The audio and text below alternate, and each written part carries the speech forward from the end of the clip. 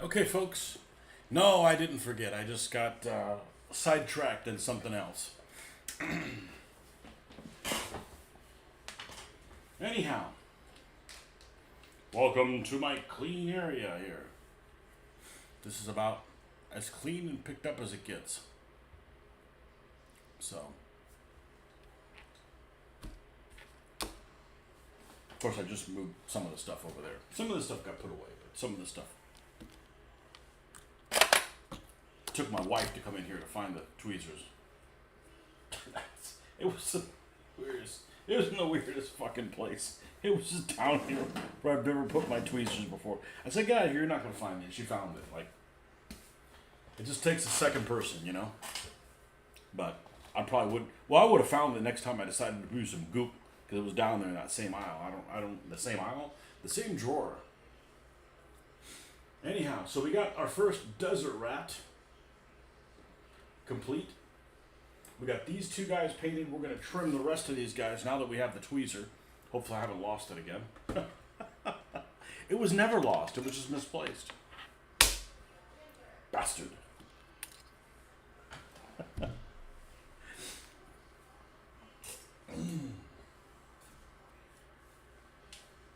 Yeah, I don't know how those people work in a cluttered clusterfuck. I mean, this is a little too picked up, but some people work in just a cluttered clusterfuck, and I don't know how I don't know how to do it. Just make a lot of mistakes and sidetracks and stuff like that.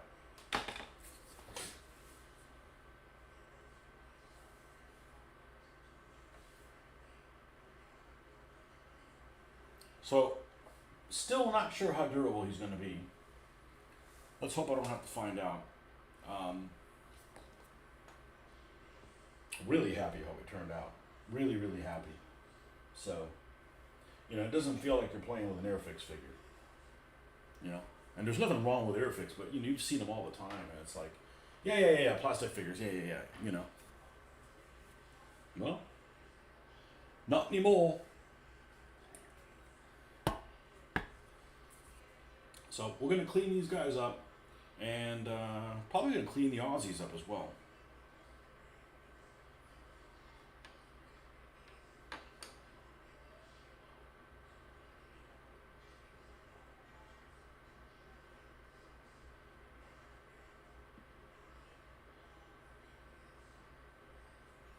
This process would be so much quicker if you could deal with this the same way you deal with hard plastic. Engelbert. I didn't know that's what his name was. Actually, I didn't know that. Okay, so true story about Engelbert Humperdinck. This is my only thing that I know about him. When I was watching TV as a kid, I don't know what channel it was. Kid, young adult, in my early teens probably, there would be these commercials that they would try to sell, albums and stuff like that. But wait, there's more. If you act now, all that kind of stuff, right? And I see Engelbert Humperdinck, and I'm like, what kind of a fucked up name? And I'm looking like, this guy looks like he plays at casinos, right? Because he looks like his family owns casinos. Well, because I thought it was Indian, but like Native American Indian, not the Indian that you guys have in England. I suspect you don't have very many Native Americans in the UK. But anyways, that's a silly ass name. Engelbert Humperdinck. And he picked that one, right? Because his name's normal. I mean, if you're if you're born Engelbert Humperdinck and you're like, man, I gotta change my name. What are you gonna change it to? Jerry Dorsey. I mean, that makes sense, right? I didn't know that was his real name. Well, I didn't pick the last name. Well, I did, but I didn't. Those names, I'm pretty sure, were ones that were on. I was gonna say V for Victory. No, it's another game I used to play.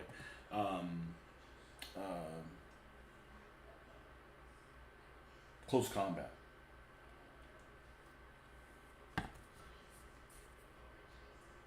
Some Britishers called that, no doubt from the Bridge Too Far module of that.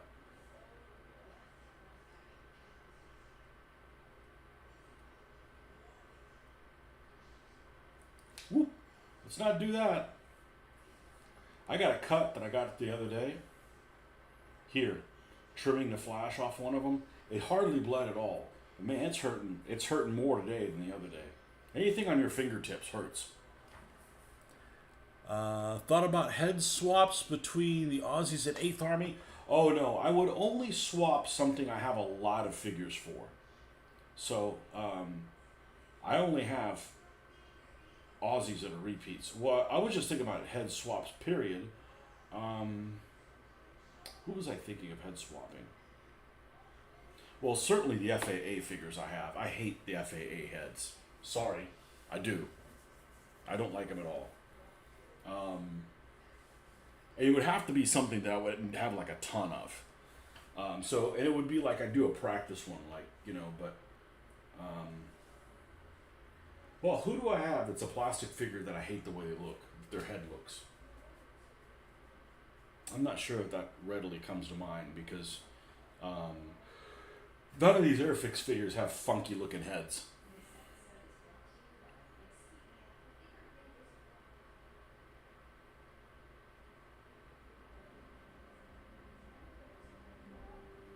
So, but the Australians are good as gold. Maybe I've had 4 of each one, maybe, but if I need to use Australians and they need to have more than a few guys with the with their bush hats and stuff, this guy could double as an Australian as well.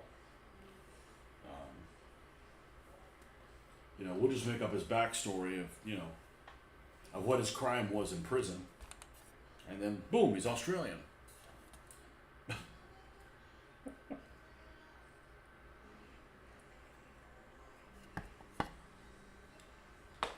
Georgia and Australia, the prison colonies.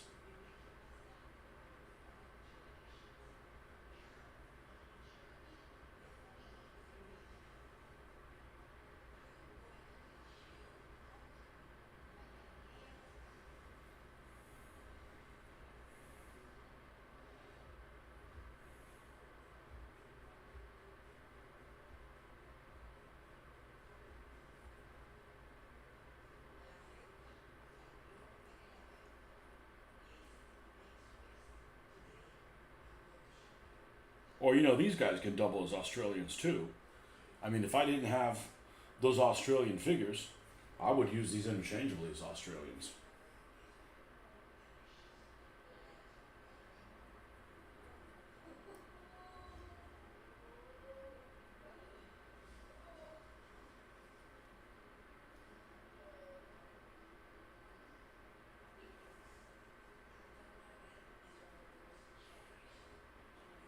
Which one of the colonies in England is held in the best regard?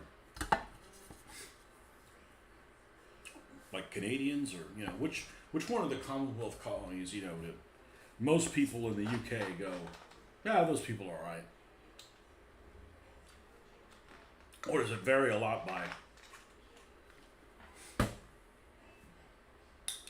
by person?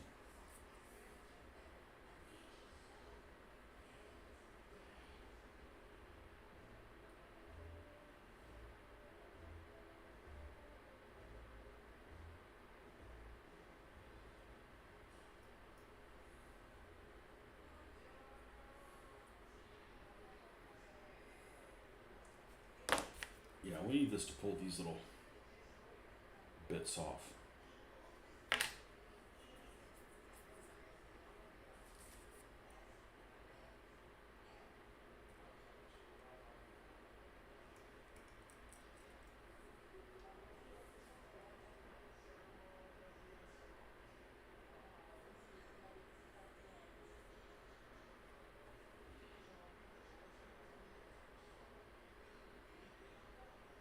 Well, I was disappointed to find out that the Tank Museum at Bovington is really far away from London. And the reason why I'm disappointed to find is I think when we're going to Europe, we're going to go to London first. For like a day, just to get in there. Sorry, it's not about going to England this trip. So, and I figured, maybe I can go to the Tank Museum. Not where it's at, I can't. I remember the days of using plasticine and banana oil when making figure conversions with Airfix figures. Plasticine, man, that stuff is... I had some plasticine that I would play with. I went over to this one person's house I knew that had figures, and I like this, and I bet they were Airfix figures. I make little bunkers, and sometimes we bury them alive in it. And, how do you get that stuff off? It always smelled funny. I never had Play-Doh as a kid. I had plasticine, which Play-Doh actually smells good. It's a happy smell.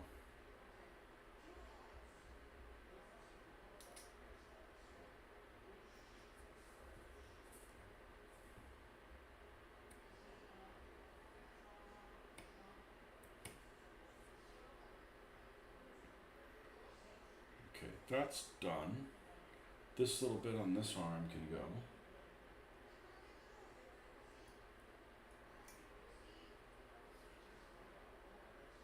But plasticine never dries. So if you do a figure conversion, it's going to stay wet and continuously bendy.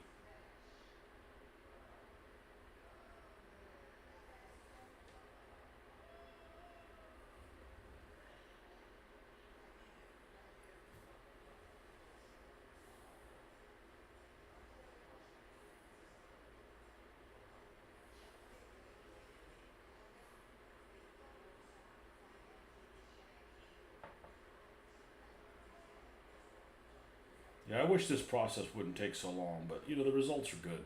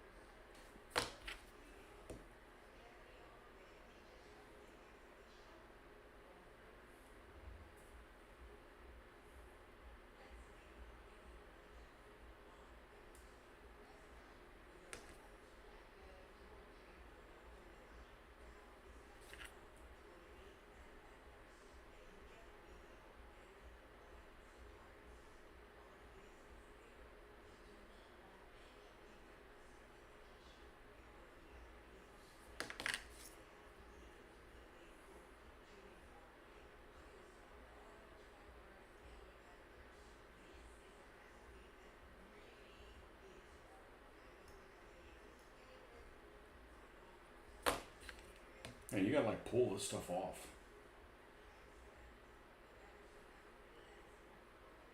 Like I said, it'd be really interesting to see what's going on here with a microscope to see exactly what's going on. The banana oil hardens it. Interesting. Was the days before green stuff, I had a bad experience with Humbrol model filler while trying to make a Stube 4 conversion.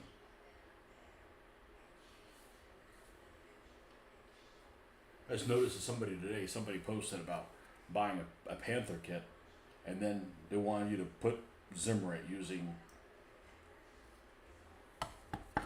some kind of putty and water or something like that. I don't know. I don't have a whole lot of interest in doing something like that. I just buy the kit with Zimmerate or not put on it at all. I really don't like the way it looks.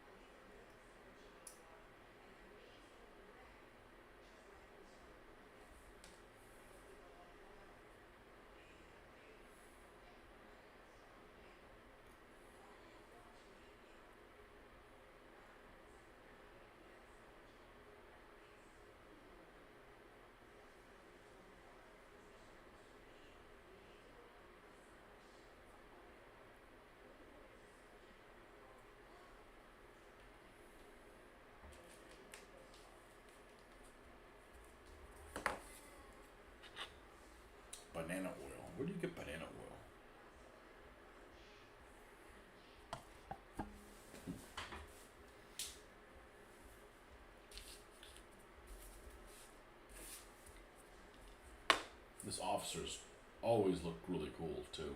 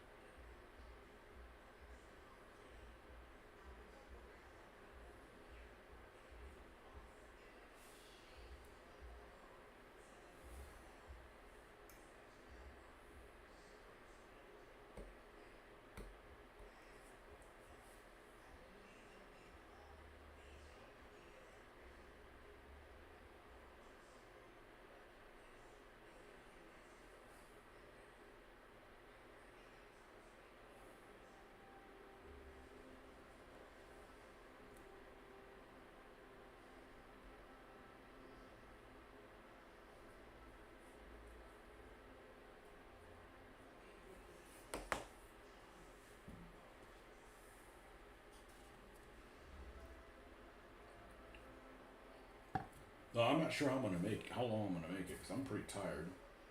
I don't know why, but the day's been dreary all day. So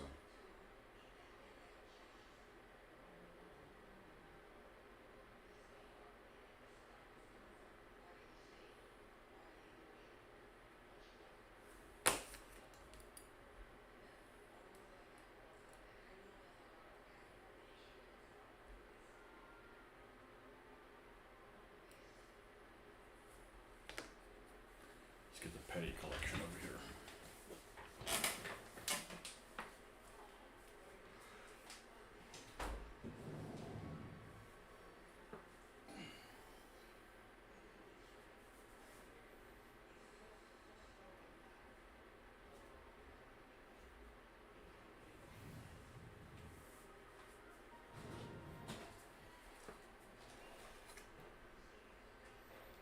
Here it is.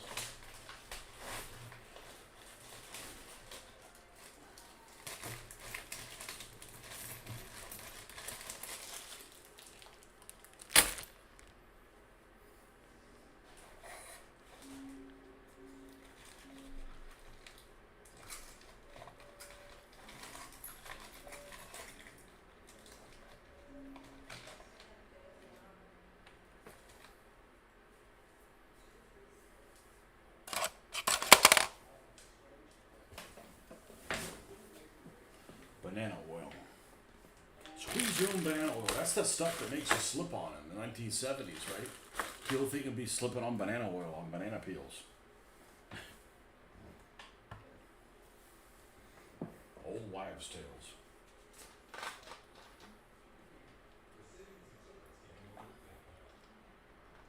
I don't know where you would go to buy that stuff, anyways. They don't have it in stores. Is it always green? Mine was always green.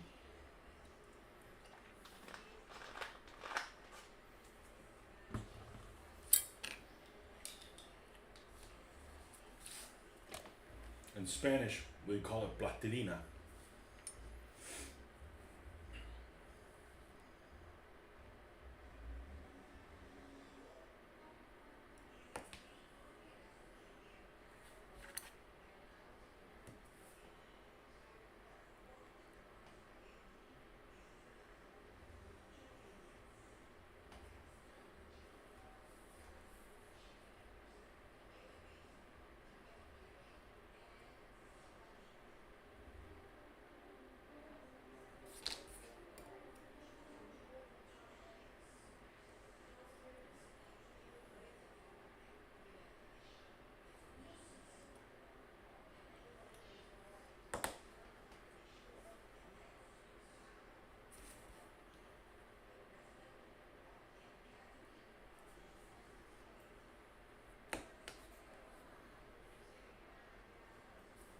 This guy actually has a lot of flesh.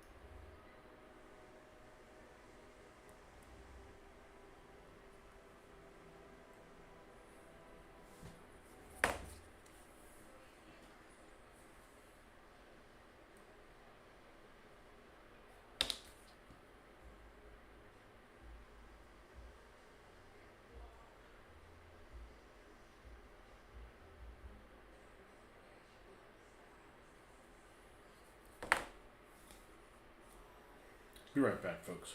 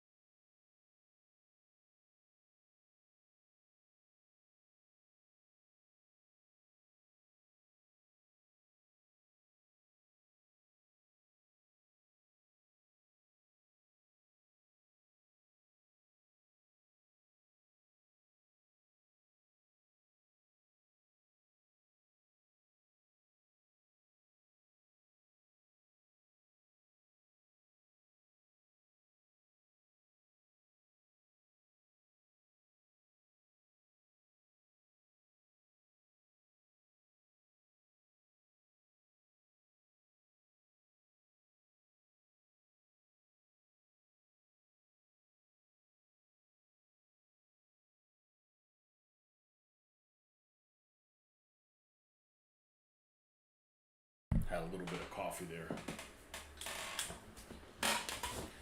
Chased it with some more water and ice. So the first vehicle I painted in 1/72nd, as my tour of DBA came to a close. So in other words, the first vehicle I painted that I would say painted well was a Stug 4.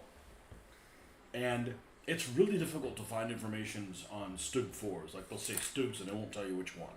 They won't tell you what's a 3F or a G or a Stug 4. So you kind of have to deduct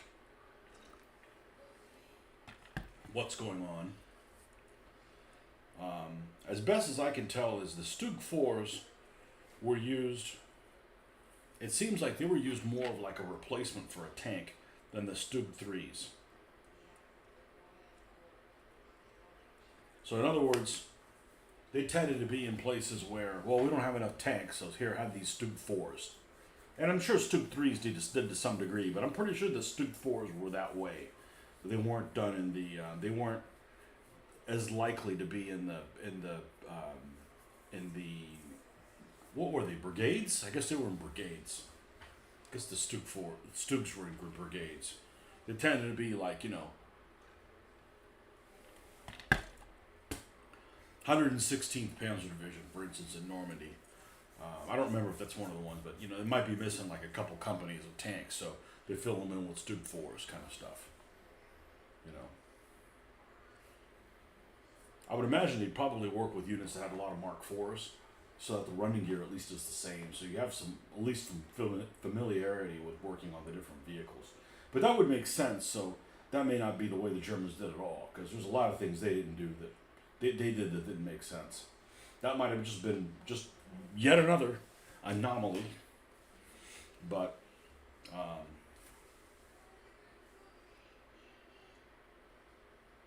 so yeah, like for instance, the Stug 4s, the picture I remember seeing that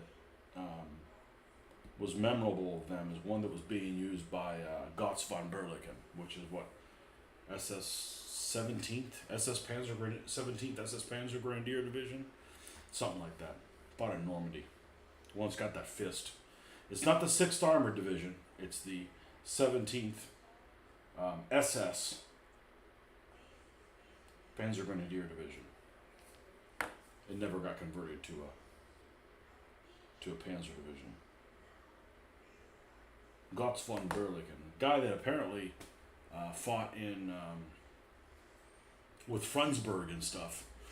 I don't know if they're, but that same time period, 1500s. He was a Landsknecht guy. He lost an arm in battle, so the fist is his gauntlet. It's his gauntlet from his missing hand.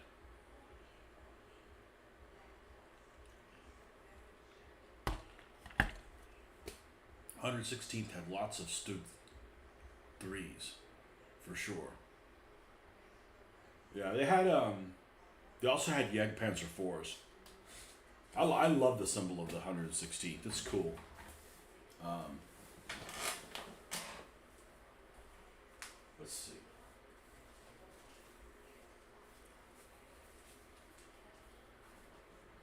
This is a great book.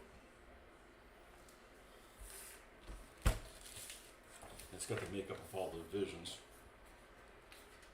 116th Panzer.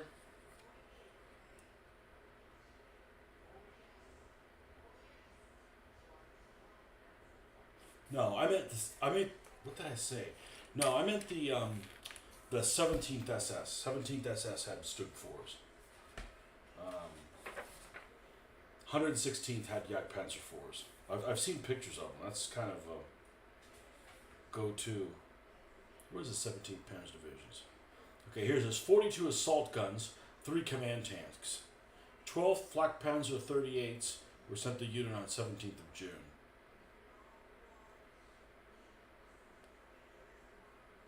Yeah, well, it doesn't tell you what assault guns they have. But I've seen Stug 4s in that role.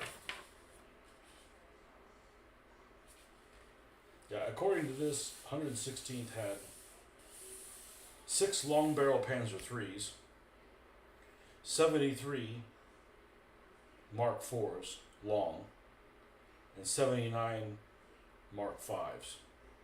Well, the only ones that would have a short Mark 4 would be the 21st. The 21st had all that old freaking equipment. Yeah, here it is. 21 Kurtz short barrel Panzer 4s.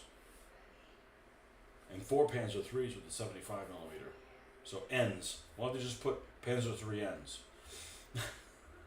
There is no Panzer 3s with a 75 that wasn't a Panzer 3N. Yeah. Yeah. Stug 4's 17th SS. I don't know if that's what I said. That's what I meant to say.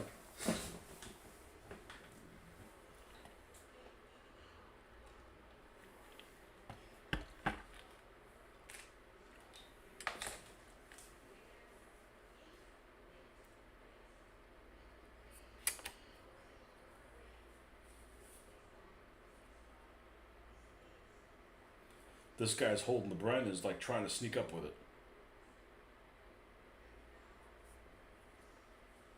Sneaky, sneaky. Bren man.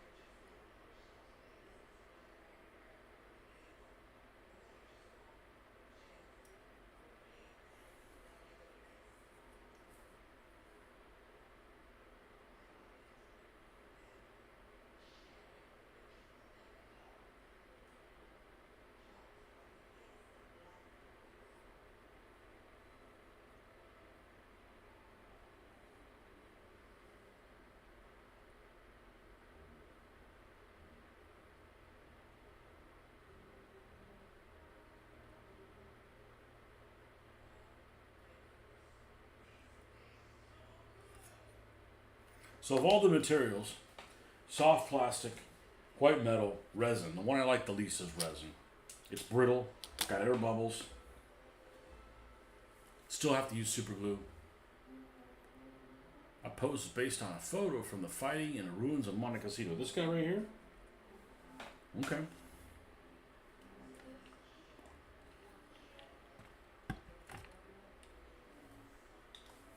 big. It is it Italy that makes the big Monte Cassino fighting set.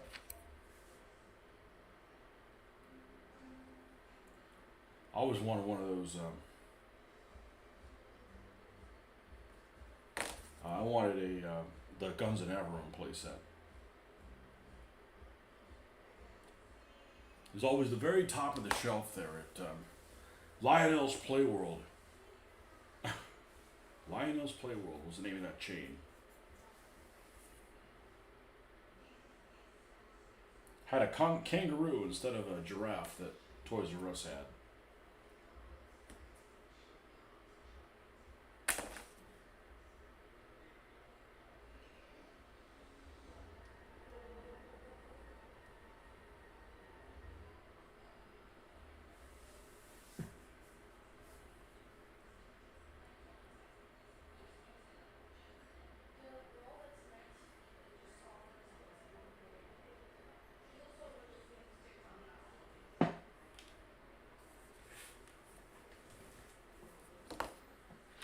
No, I actually don't know how much longer I'm going to make it. I'm freaking falling asleep. And it's not even 5 p.m.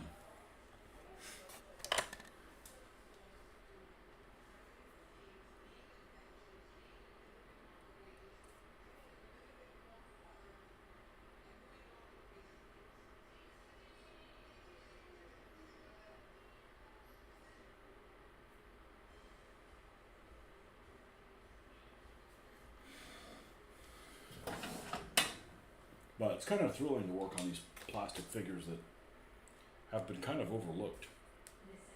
I've certainly overlooked them.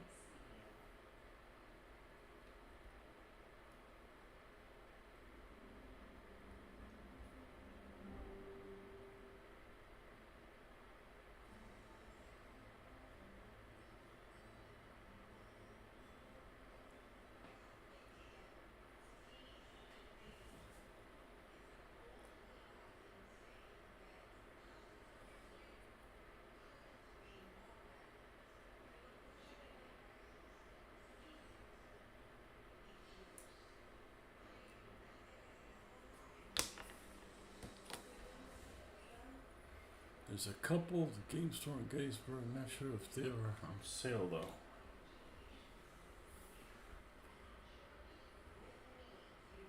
Oh, when did you go there? You know what I'm talking about, the toy soldier collector dude, right? I didn't even know about that. I actually saw a YouTube video on that guy, whatever his name is. He's got a lot of stuff packed in a tiny little area.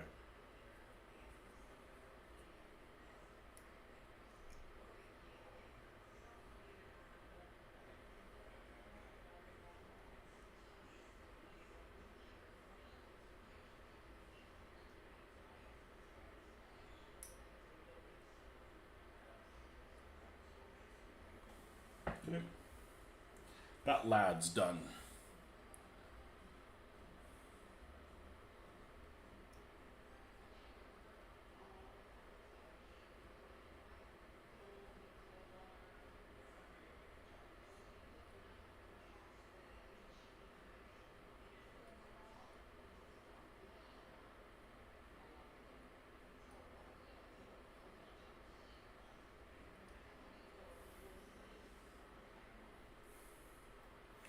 To the outside here.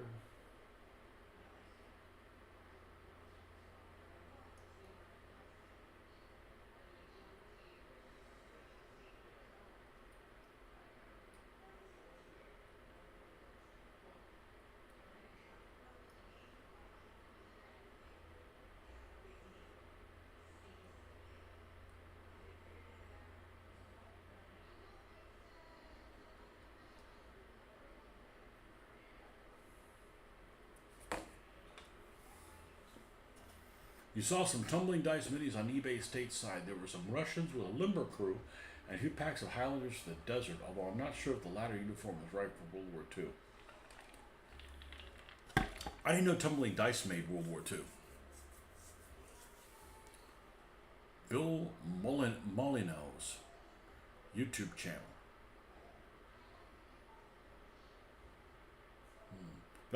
That might be the same video I saw, but that's a couple years old. So no, they may not have sold it. Who knows? I mean, this scale is not popular in the United States anymore.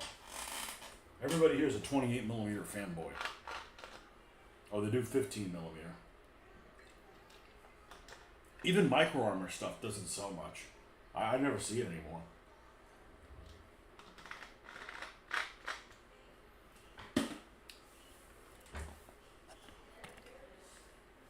I just have these things from my youth, and it's like, this is my scale, you know?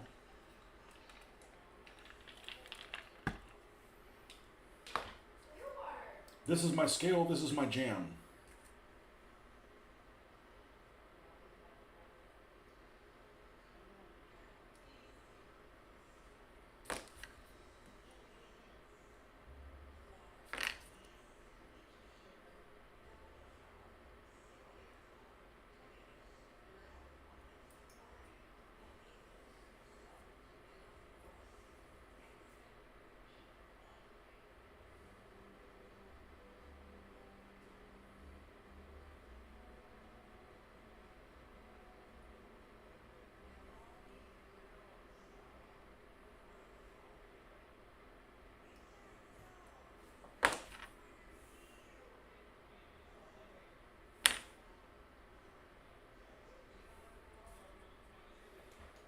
I also have Yanks and the soft caps for World War One. Would they work for the Philippines? I don't know. I'd have to go do a deep dive. But I know what the Philippine soldiers did use the British style hats, the British style helmets. Steel Helmet Mark One or whatever the hell they're called.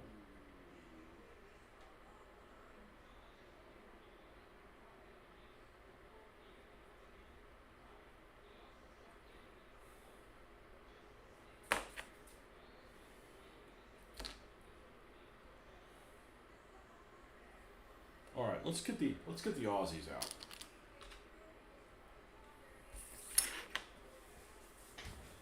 A lot of packs marked 14, 1940. Okay. Well, we tried watching Rogue Heroes last night. It's not available on Apple TV anymore, so that went out the window.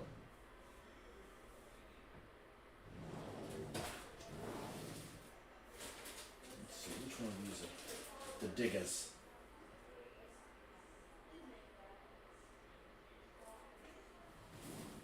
I'll be right back. I'm gonna go to the bathroom. I'm gonna go wash these guys. It's easier to wash them now than later. I'll be right back.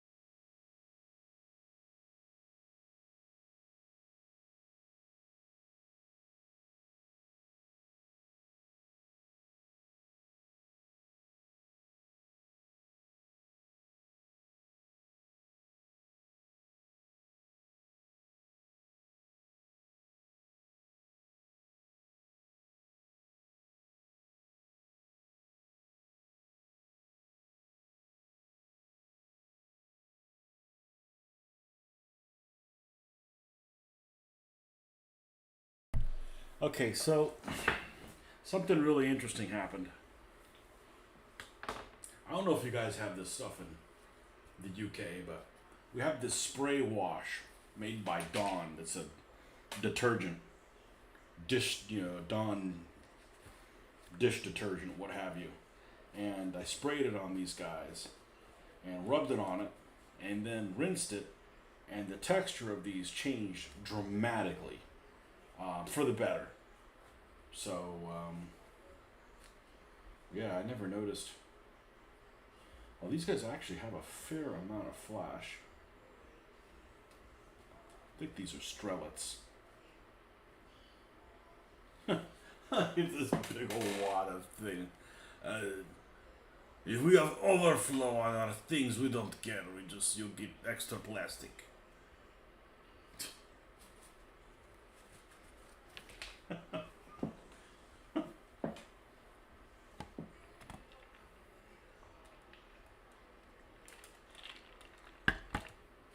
Yeah, I'm not sure what the Filipino troops would have. I know that they had the steel pot helmets or whatever they call these things.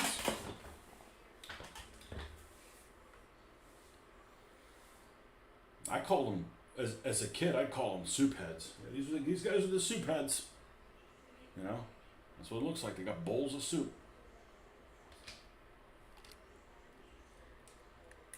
Oh, we don't have contacts, and we do not need to use readers on top of that. That's not helpful. Let's get the Tamiya cutters here. They should go through this like butter.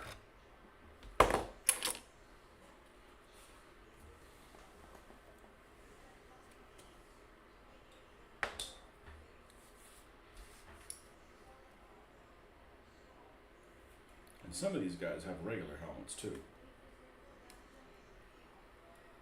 And I don't mind, these are just one of each. I don't mind getting duplicates. I just don't want like, 8 of them with the same pose. 2 or 3, not a problem. So we're probably just going to use plastic figures for the desert.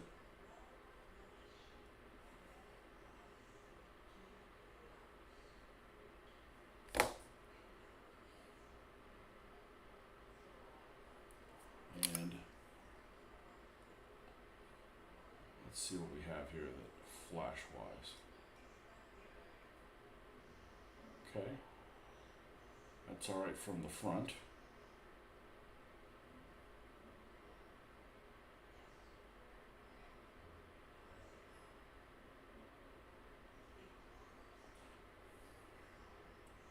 But haven't you noticed, if you've worked with these plastic figures, that there's lots of folks that, not with plastic figures, but just figures in general, that there's lots of manufacturers that just don't get the steel helmet right. It looks like a pith helmet. I know there's some troops that used a pith helmet. I'm not talking about those. Like, I think the South Africans did that, and the Kiwis used some forest ranger type weird looking hat. Don't really care for that one.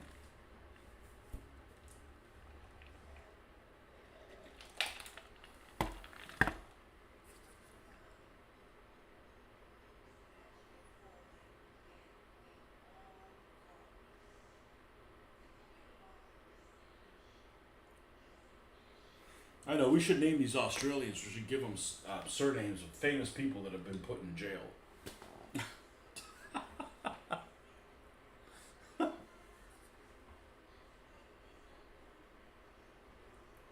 You said, what's the name of that? What's the name of that company? Tumbling Dice. Yeah, not It Figures, right? There's a company called It Figures that I've seen some of them and they just seem uninspiring. But the Tumbling Dice figures, at least their World War One figures, are very inspiring looking. I like them.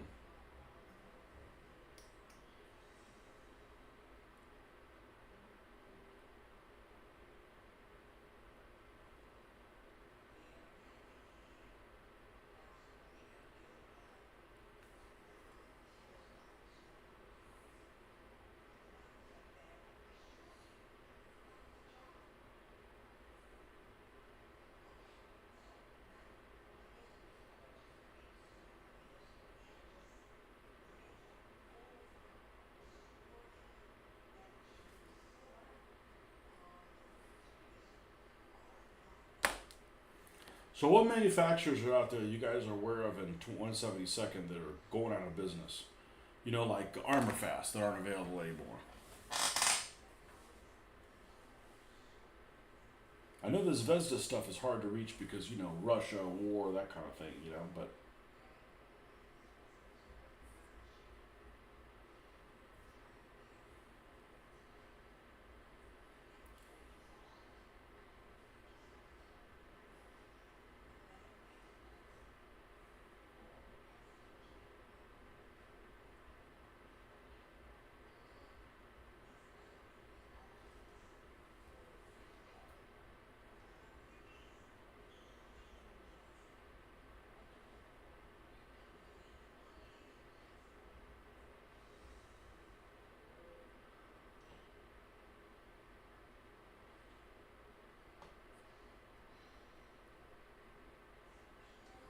okay.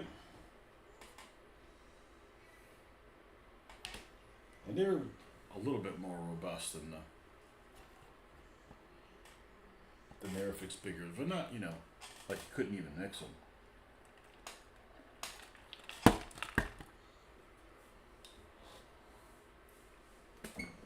In metal and resin, Grubby's is being sold next year. Now they're the ones that, what was it that they picked up? They picked up Britannia, right? They picked up the Britannia vehicles.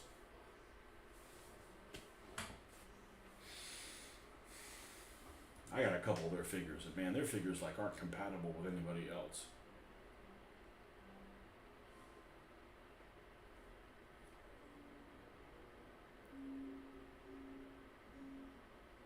Like this guy with the Bren, like, screw you, pal.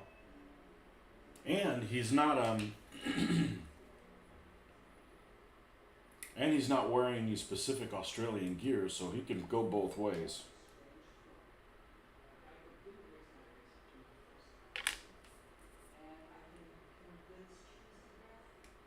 This British officer comes with a desert rats. What rank did you guys always think he was? I don't know. I mean, he's obviously a commissioned officer. Gotta be like a captain or something like that. I don't know.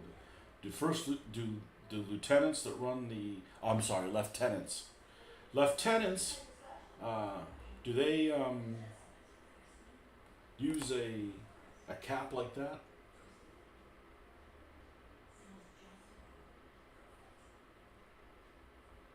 This guy not too bad. On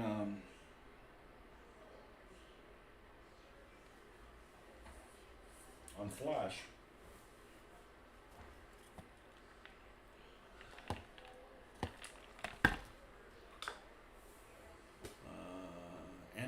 And SHQ. Okay, not sure why they picked up SHQ with retirement on the horizon. I don't know. Senile? I don't know. Was it for sale or?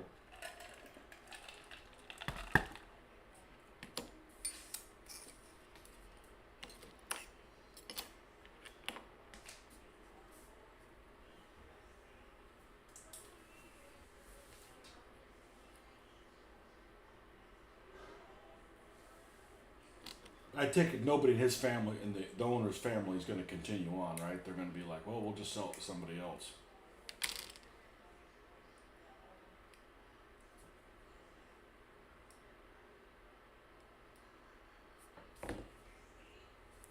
Any companies you're glad that are out of business? Or that they don't make stuff anymore?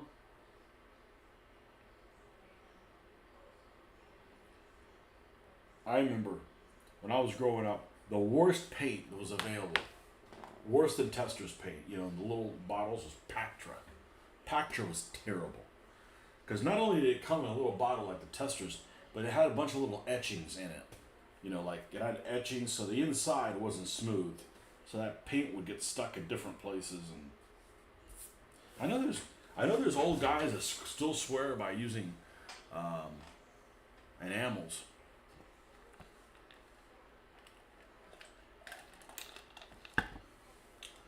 I don't know why they, you know. I mean, I'm never going to go back. I know some people that swear about, you know, airbrushing enamels. Oh, they airbrush a lot better. Well, that may be, but I'm not.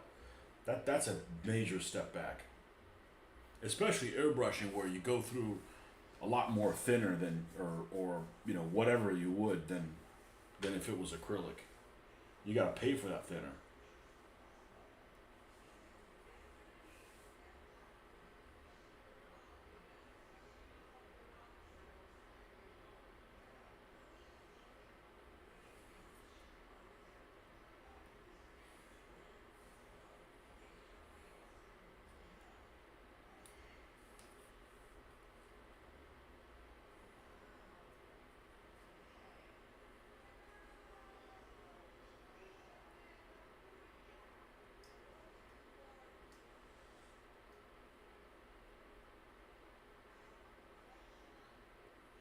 This guy's pretty bendy. We'll see how we get on with him.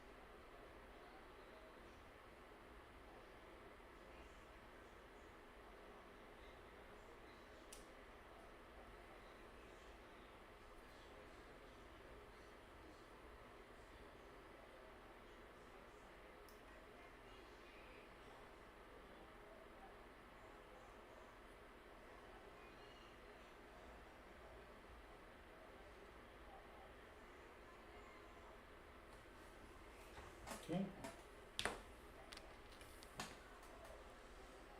Hey, Marcus, cleaning up your Aussies here.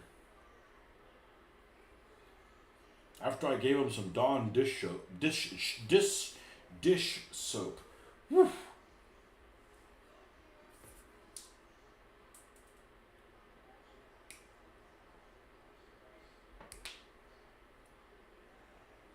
Let's just take all these guys off.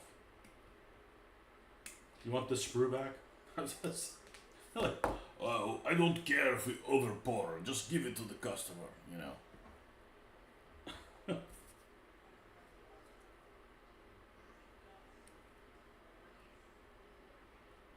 No reason I should paint the Australians in a different color uniforms than I'm doing the desert rats, right? They would be the same other than, the bush hat and so forth. That's what I was planning on doing. This guy's got an officer. This is an officer with a pistol as well.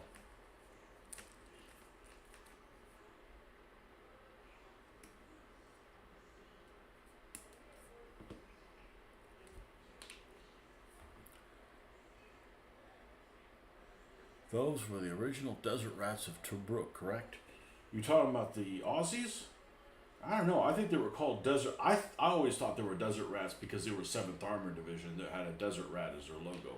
If there was some other signification, no. If there's some other significance to that name, I wasn't aware of it. But I just assumed that's what that was. That's why they were called desert rats, because they had the jerboa on them.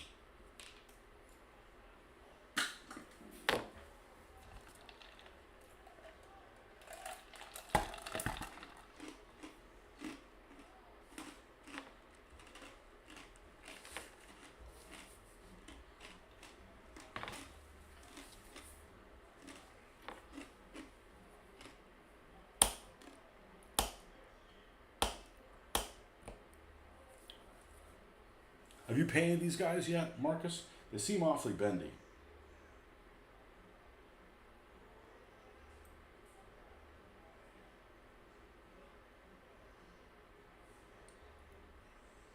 I mean, after you prime them and you seal them, they stiffen up a bit.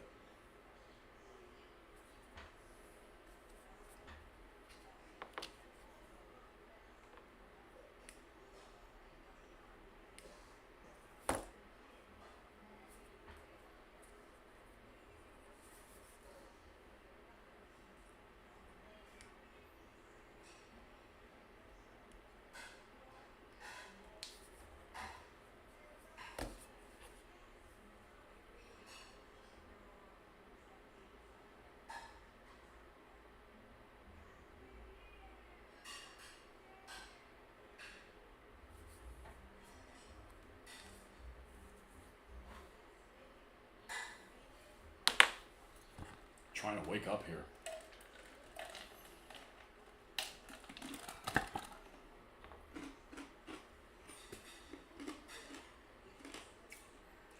Similar to Orion.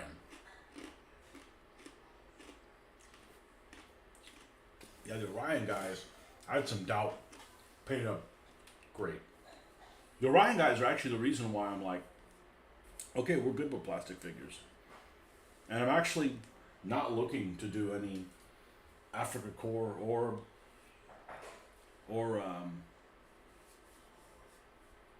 British or Italians for that matter in white metal. These work just fine.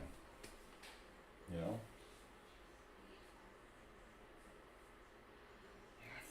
I feel like he's stiffened up a bit.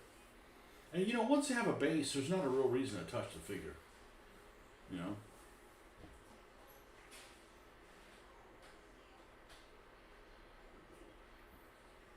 Yeah, I really like those figures. Pity about Grubby. He was good for second-hand 20mm vehicles at shows.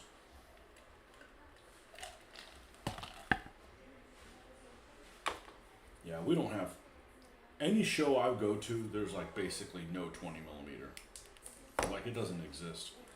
It's all 20. It's and there's not even that much 15 anymore either. Our last show, and they play a Flames of War. Our last show didn't have a lot of Flames of War stuff on there. I don't think. It's all 28mm. 28 this, 28 that, 28 the other thing.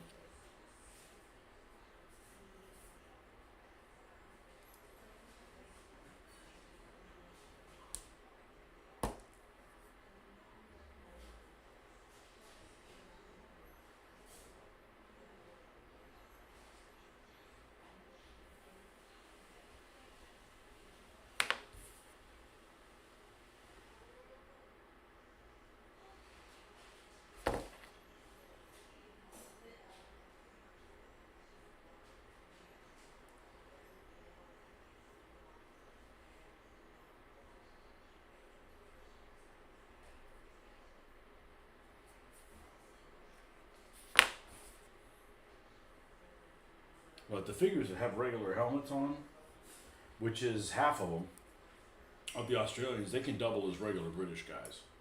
You know, these are Australians without a record, without a criminal record.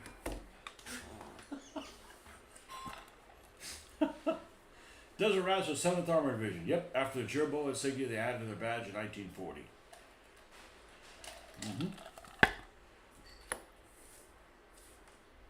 Yeah, it must have been late 1940 because the stuff for Operation Compass, a lot of them didn't have the Gerbo on it yet.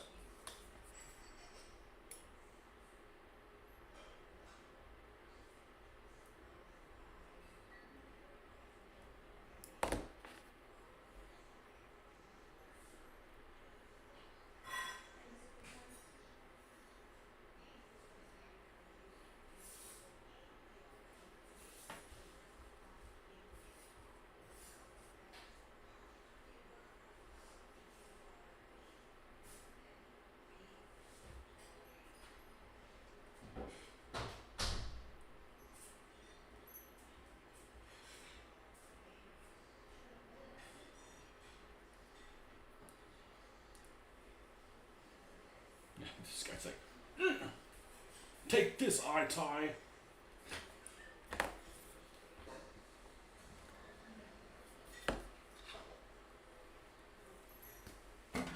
Jeff, I need to get my final order in. I need some of those molds. I like some of those molds. For Grubby. Well, there's a couple of companies nobody talks about. Nobody talks about Raventhorpe. Nobody talks about Frontline. Nobody. I mean, they might. I certainly don't see it. You know, and they're not top of the line stuff, but you know.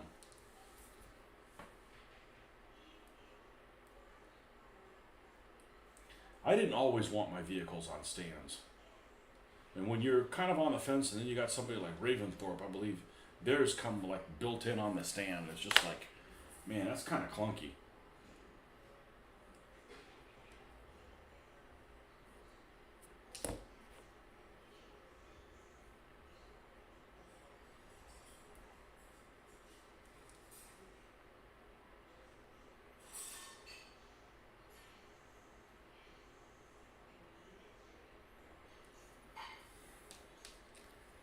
Last one. Let me go in there and trim these buggers down.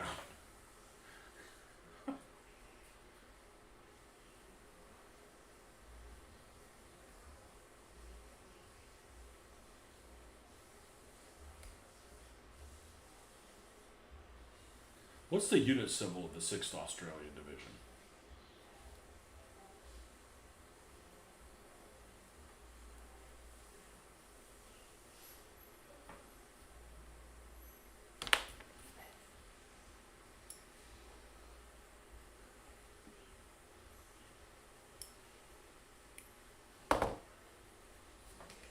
All right.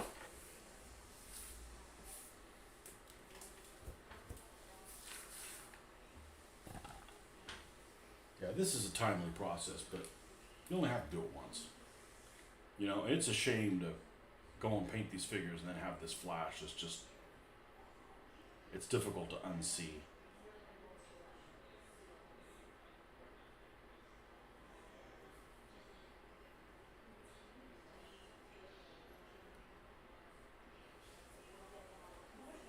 Okay.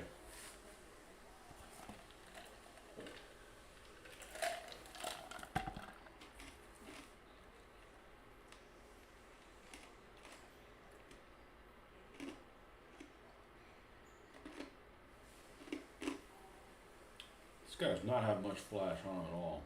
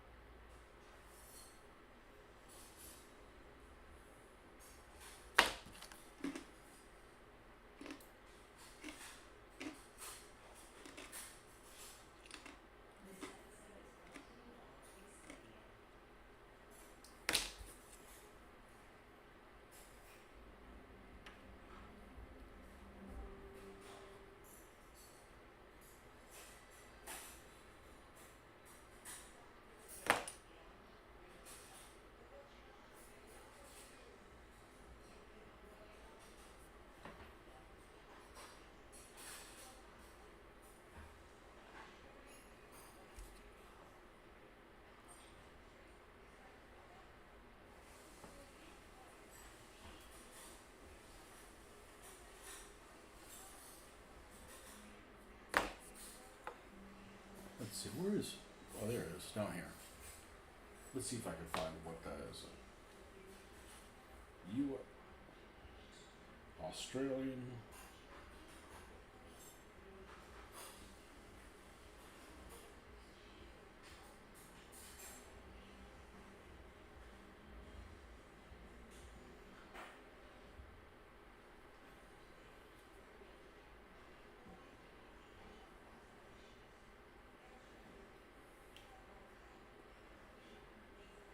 Australian 6th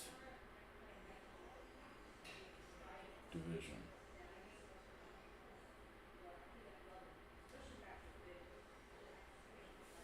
Symbol.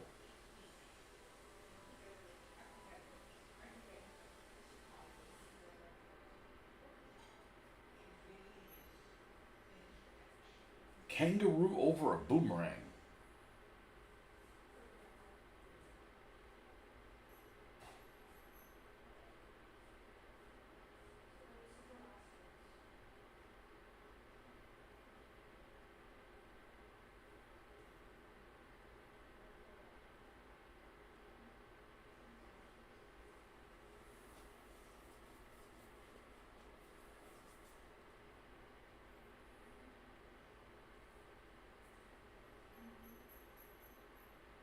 Oh, well, that's cute.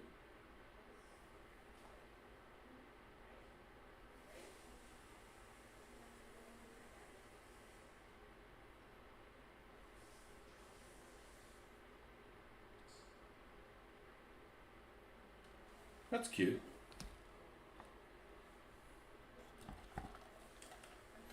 I like how Strelitz mostly connects their sprue to the bases as opposed to other body parts or the helmets.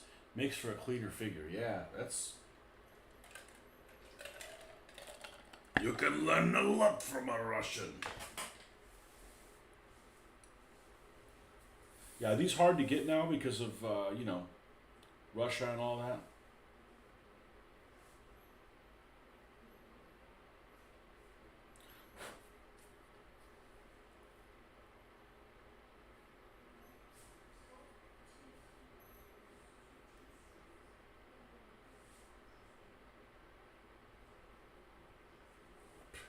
Yeah, it's not a whole lot of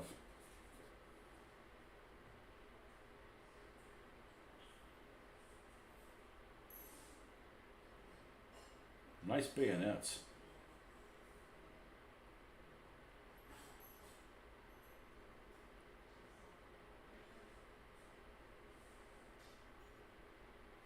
Yeah, the figures take a while to do, but man, they're worth it. I'm really happy with this. That dude. And the basing, I like the base. Oh, you know what I didn't do on the basing? I didn't put the little grass. I put at least one tuft of grass or something like that on there. You know, the arid looking grass or whatever. Just something to tie it together.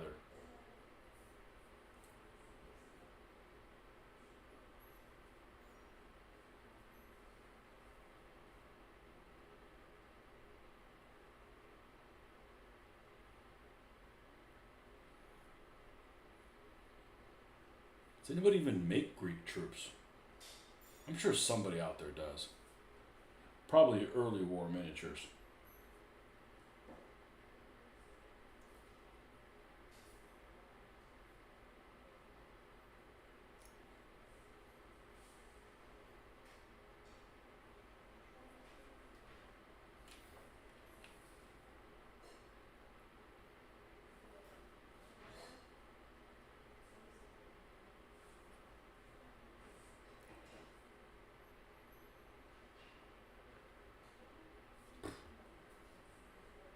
Pretty much ready to go.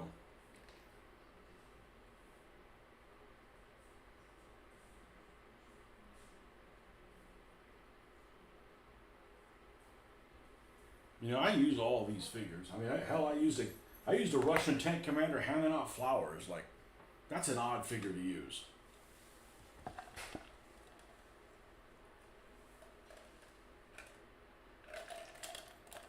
Michigan Toy Soldiers, where he purchased them. FAA. Oh, FAA are in dire need of head swaps.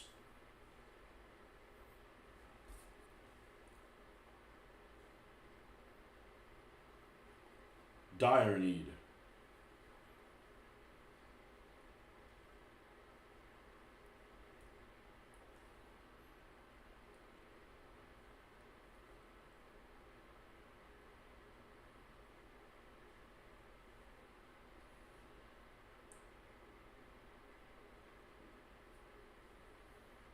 Well, I'm glad that these are working out because that really opens up a whole other level of possibilities.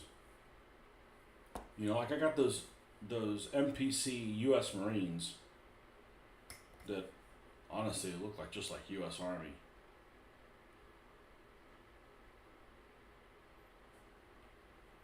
But you know, you can work them into stuff too.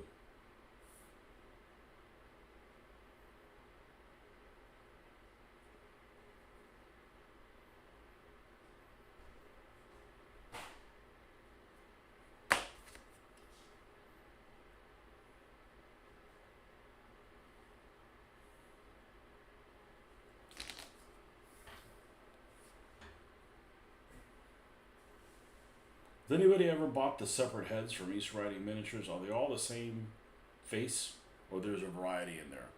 Like if you wanted to get like say Indian turban guys, right? Because you want to make some of your troops Indian for whatever reason, and they come with the special turban pack. Is it all like the same hit figure 12 times in a row, or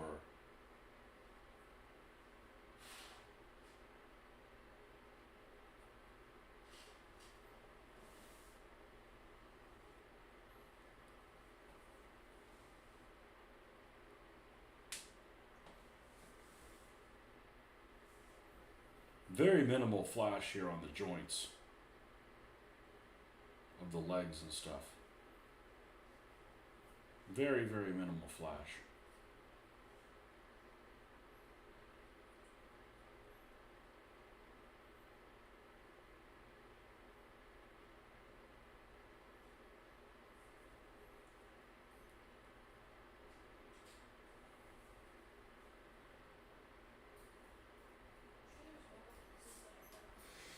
You know, if my priority really was gaming, I could learn how to use that damn tabletop simulator that I have. But and then you could just put stuff on there. Man, that overheats my computer. It's like something fierce.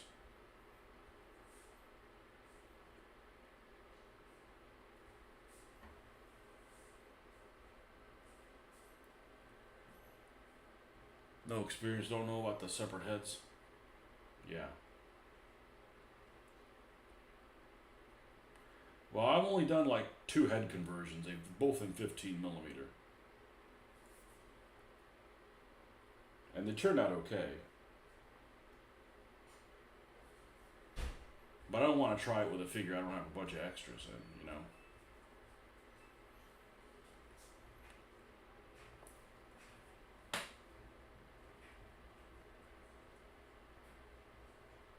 You know, there's no point in doing with the Airfix British guys because they don't have any other heads other than the steel helmets. But like with the Africa Corps, you could take a guy that has a cap and put him on a figure that has a helmet and get another little variation on it.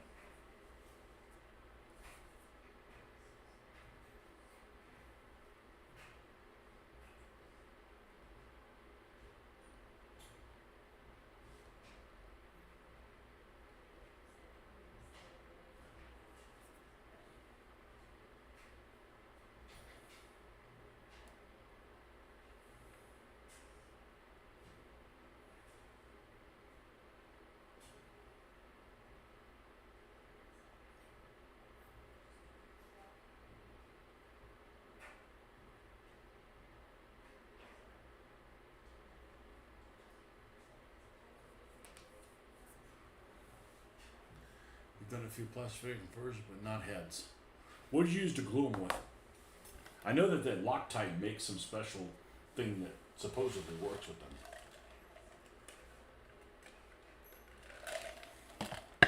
So that's 1, 2, 3, 4. Well, I'm not going to count the guy with the binoculars.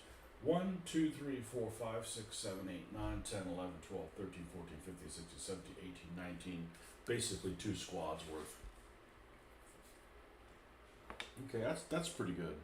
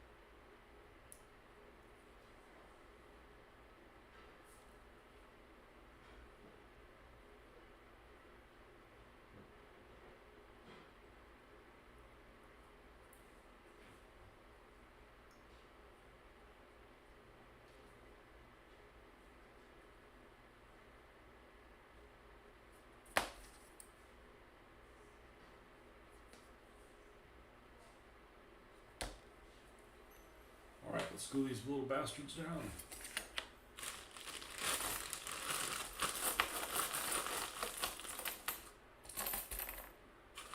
I'd rather ask you guys than people on the internet, because people are just, either for nefarious reasons, they just come up with wrong answers on purpose, just to obfuscate everything.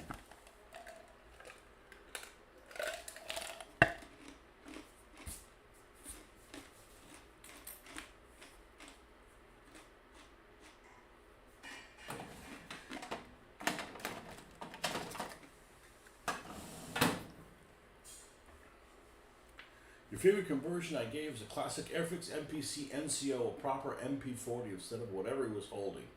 I used some putty and crazy glue. Yeah, that's a totally fictitious firearm. I mean, that doesn't look like anything else. It doesn't look like anything else.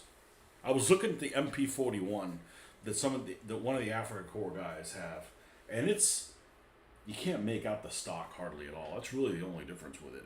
It'd be totally fine, but my Africa Corps figure is snapped at the knees, at the ankles. That guy.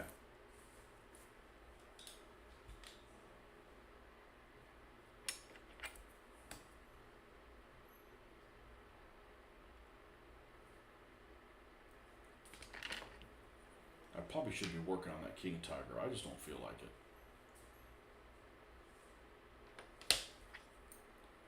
I got two other King Tigers already.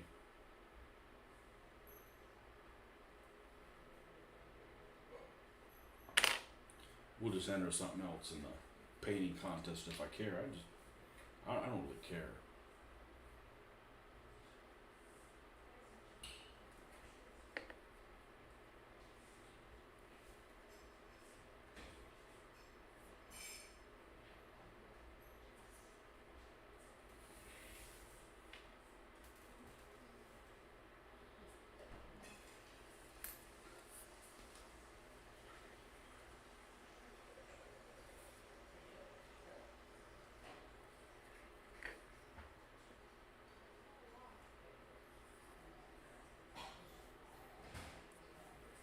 This was kind of big, so let's cut this down to size. Kind of big front to back.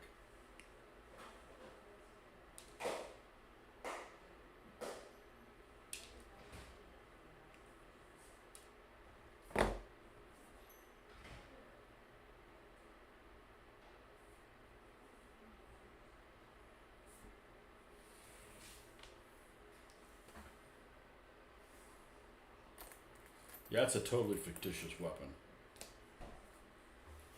I don't know what they were trying to pull there.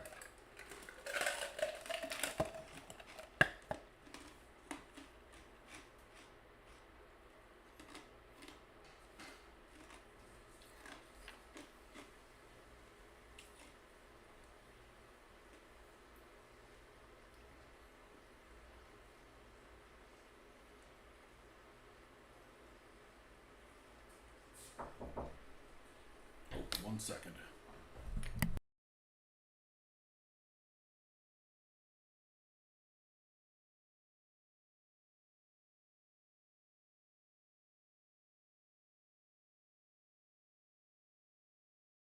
Making rice for dinner. Okay.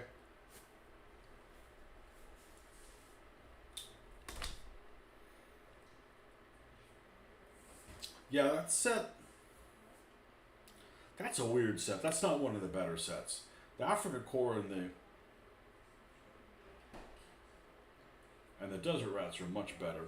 Those two, I'd say of all the sets that I have by Airfix are the best two. Easily. You know, I don't have that many of them. Actually, they didn't really make that many sets.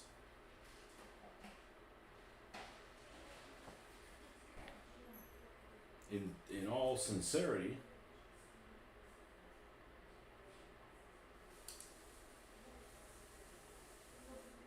I don't really care for the U.S. Paratrooper one.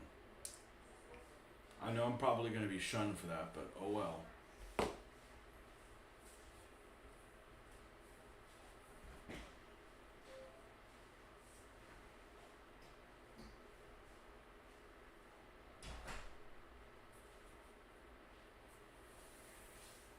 Guy's kind of firing on the move. So Tony, did I get married in 2001? I did.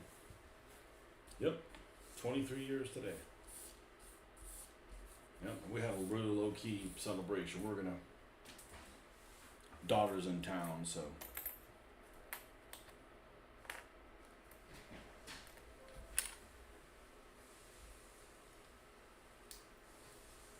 yep.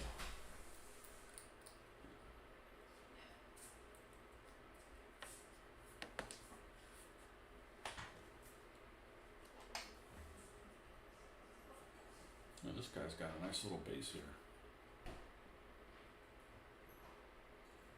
And most of the figures I have were painted before I was married. Well, 20mm figures anyways. All my infantry is earlier than that. But all from the late 90s.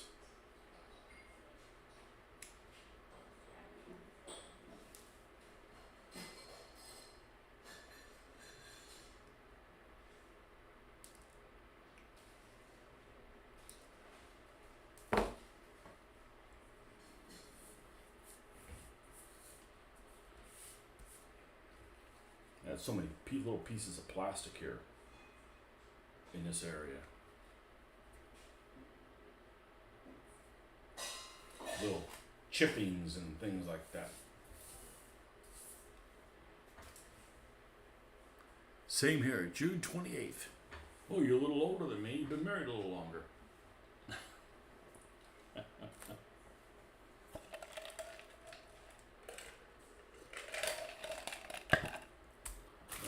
I'm not running out of pennies. Just have to get new pennies instead of these dirty bastards. Yeah, buy up on pennies. You need to stock up on pennies before they don't make them anymore.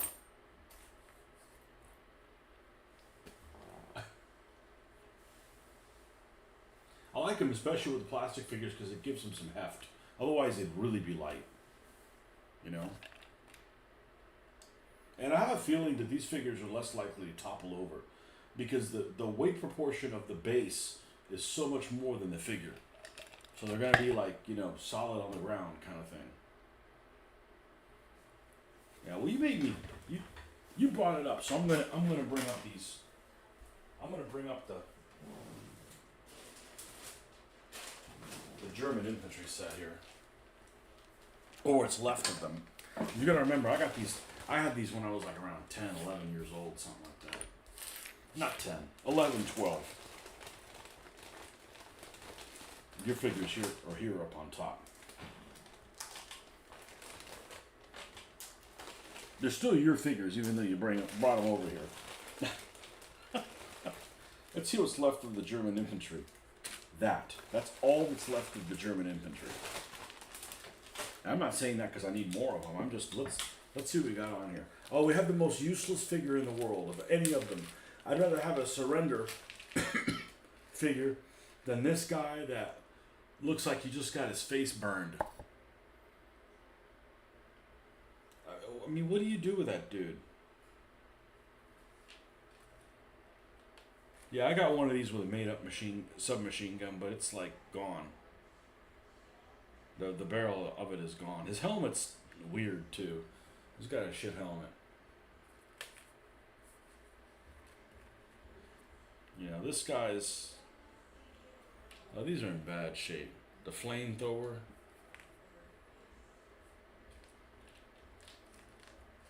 Yeah, these guys are... I don't know, I didn't really think much of them. The only cool figure in this set really was the officer, which I don't have one, he disappeared. The Han Solo figure.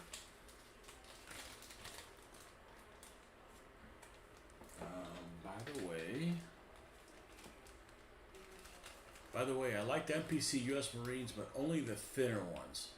Some have fat heads. Do they? I don't know. They honestly don't look like Marines to me. They look like just regular U.S. Army guys. Of course, when I was a kid, I'm like, yeah, Army, Marine, same thing. You know. Marines had that silly uniform with a big old pocket. I got some World War I Germans. I got some Eschi Germans.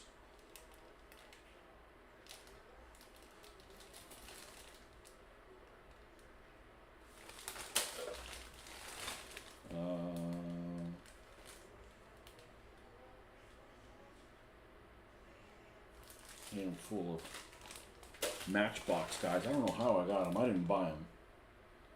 Okay, these are Africa Corps. Desert Rats.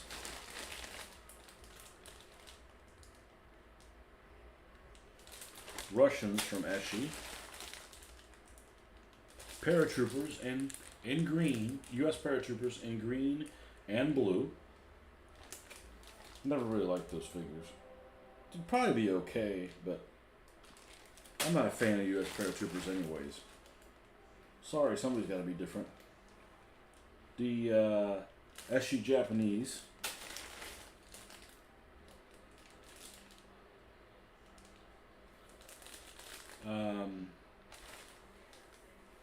Matchbox Fallschirmjägers. Northwest Europe British Infantry. We're down here at the bottom. There's the Marines. What else is here? I think this is RAF and Luftwaffe ground crew. And the plagued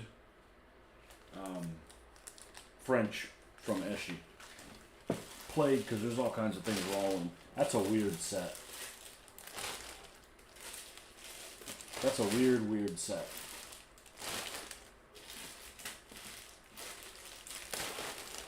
But the figures you gave me are better than any of these guys in there.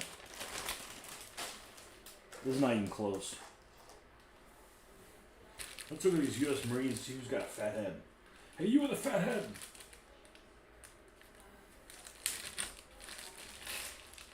These guys would probably do fine for 1944 U.S. infantry going into the Philippines. I think, I don't know. Here's a guy shooting at the sky. Okay.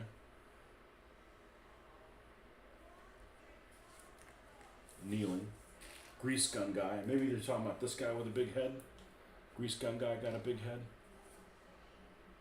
He's like a different scale. This is like 176, so this guy's 172nd. Yeah, he's just like a really big dude.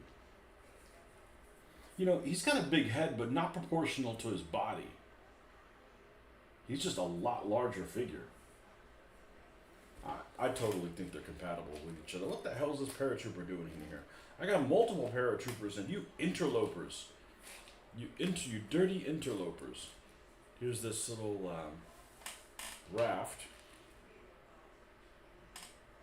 Yeah, like this guy with a carbine, he's little compared to this guy. This must be like that guy on the staircase in Saving Private Ryan that didn't want to fire the rifle. Don't hurt me. Guy with a grenade. This is always a cool pose. This guy ready to chuck a grenade. But he's a diminutive figure.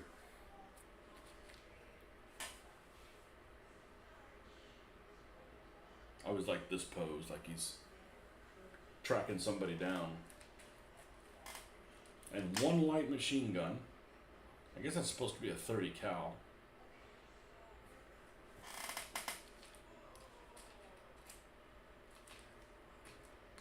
I'll probably use these guys. They're alright. Here's another interloper paratrooper.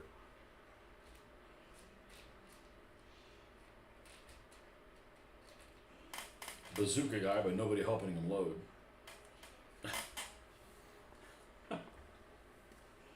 Yeah, the charging running dude. This guy. Well, I like the size of these better.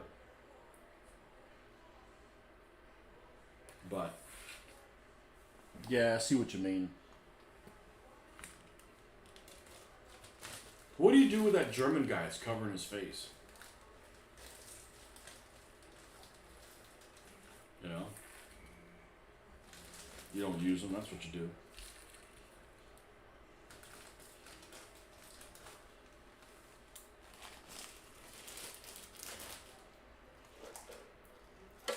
But like these winter U.S. infantry.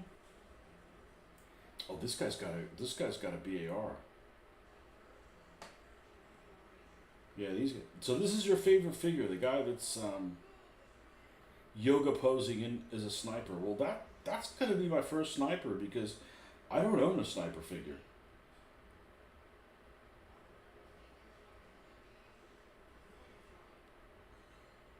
Yeah, these guys are pretty cool.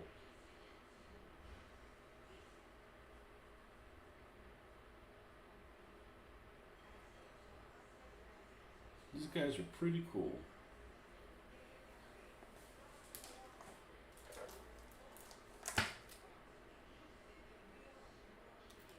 These Japanese by Strelitz are wild.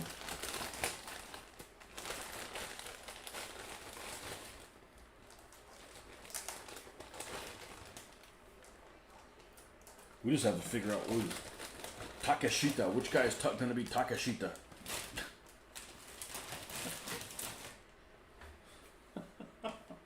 There's an incident that I was reading about in the MacArthur book, I think it's called Return to Victory or something like that, where these Rangers land just before the invasion of Leyte. These Rangers land on these little islands that are kind of in the middle of the bay. To deny the Marines being there, to deny the Japanese being there, and to kind of just secure the area. And they go and secure this. There's this one place that has this lighthouse where the Japanese are using as an observing post, and the only way to get to it is go straight to the lighthouse, or climb up this cliff that's near it. I guess they built a lighthouse near a cliff or something like that. Anyhow, I haven't seen pictures of it, so I can't really put two and two together. But this is what is being described. And they said the incident started off when a Japanese guy ended up going to use the latrine and bumped into a native Filipino guy that was basically telling the Rangers which way to go. And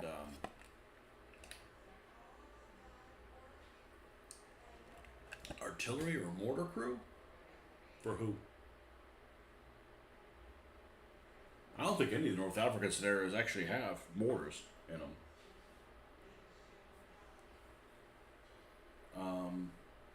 I'll be right back. I'll go take a leak.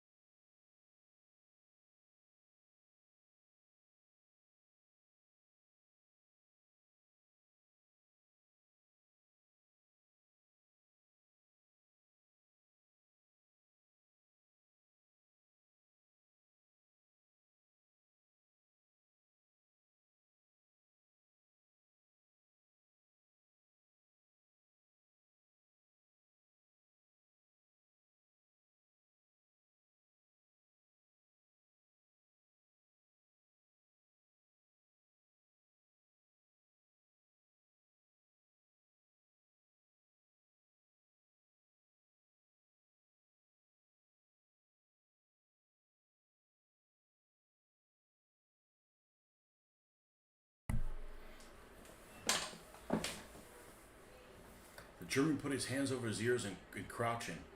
Yeah, what's up with that? Yeah, what happened to him? Oh, he's artillery or mortar crew? Yeah, but they don't come in the set. I mean, I guess I could use him as a mortar. You're right, I could use him as that. Yeah, there's nothing wrong with that. I've got a Russian. I have a Russian that's part of the mortar crew that's like that from Battlefield. And he looks fine, but he's not covering his face like, oh, I can't see the, I can't handle seeing anymore, fill in the blank.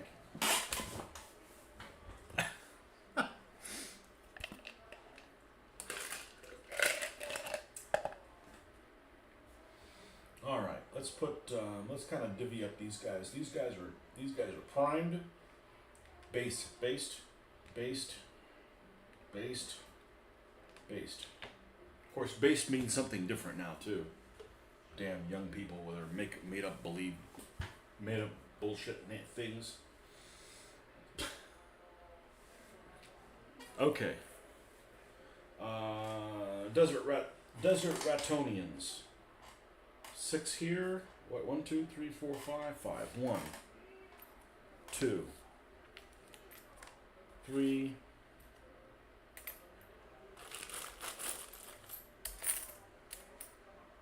4. Trying to use unblemished ones.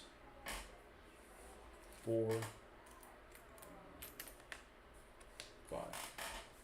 All right. Desert Ratonians. Always loved this officer. I said my guy there was this little Toyota Jeep that was the same color as him, and that was his vehicle. I know. Toyota hadn't been invented yet. Well, yeah, it had, but not for the Brits. I want to cut down the base a little bit because I want some space to be able to put the name behind him. With the Webley. The Webley revolver. Which is a huge fucking round. You get hit by that and it's like a what? .44? It's a 45.5, so it's bigger than a 45.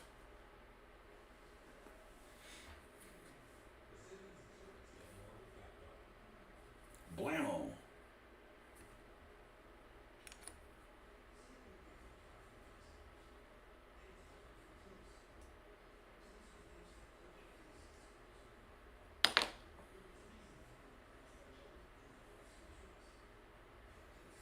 Only have one of these guys. Only one survived.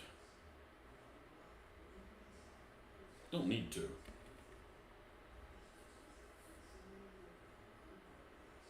This guy just looks like somebody who's higher ranked than a lieutenant. Well, maybe not a general, but a captain or a major or something like that.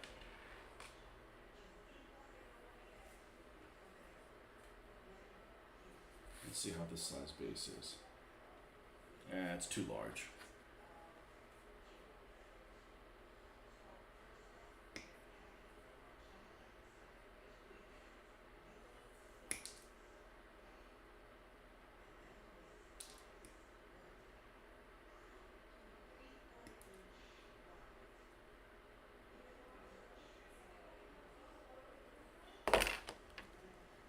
Sometimes I'll catch something in the light here that'll be like, oh, should take that piece of flash off. I didn't do a perfect job taking it.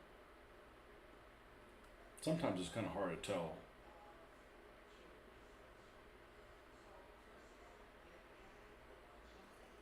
With the lighting.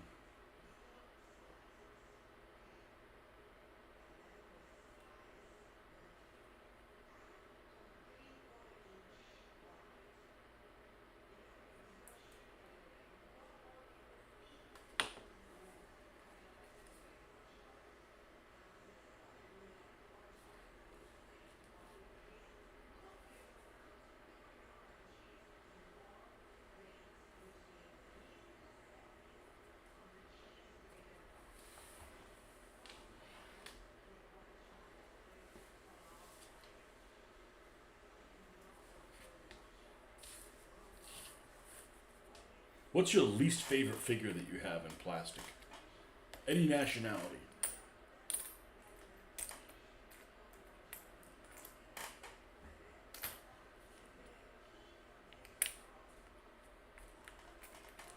I don't know which one mine is. It's certainly not one you sent me. I don't think you sent me any figures I disliked. Try again.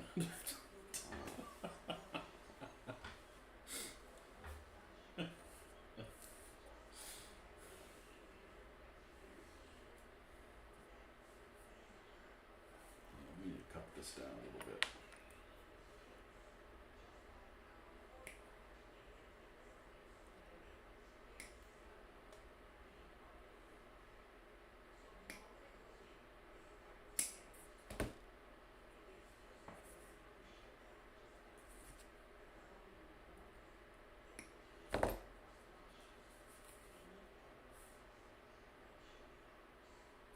Much better.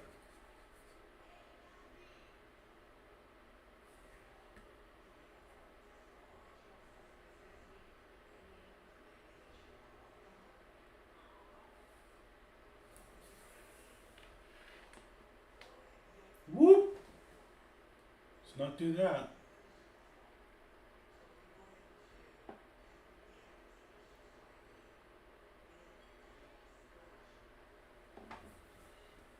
Maybe I'll move them here and we'll move them over when they're dried.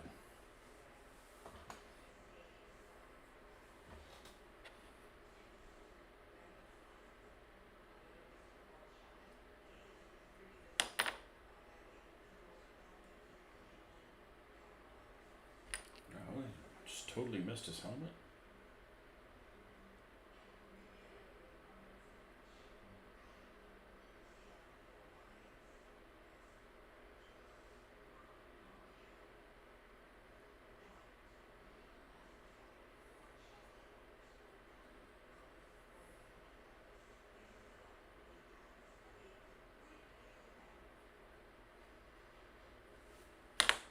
Now, is he gonna fit or is he gonna need to go on a square stand?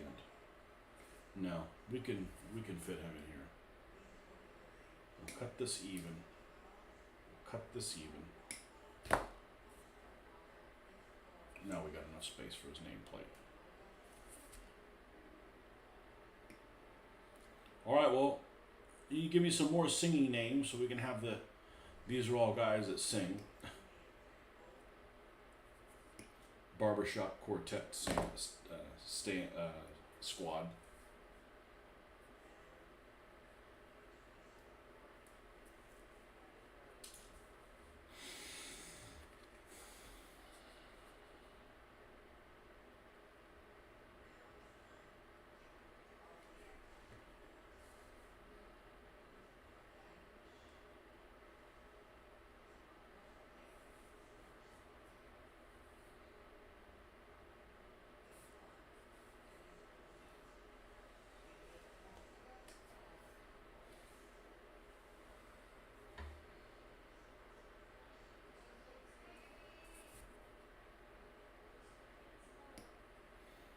I don't really like.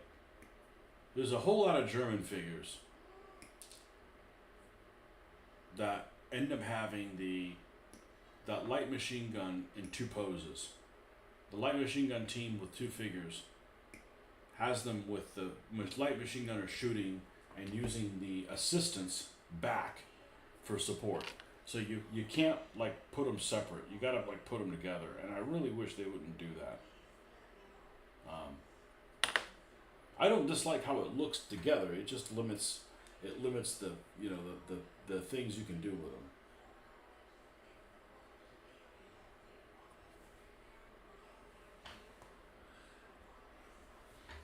Let's see. Most of my least favorite I've done conversions on, like the Eschi Dak soldier holding his 98K up from his hip. I gave that guy an 88 shell. Oh, I'm gonna have to look. I don't have Africa Core Eschi guys.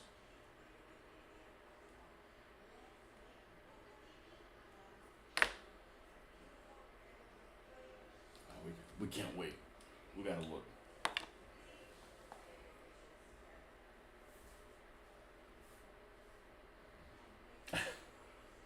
Plastic Soldier Review.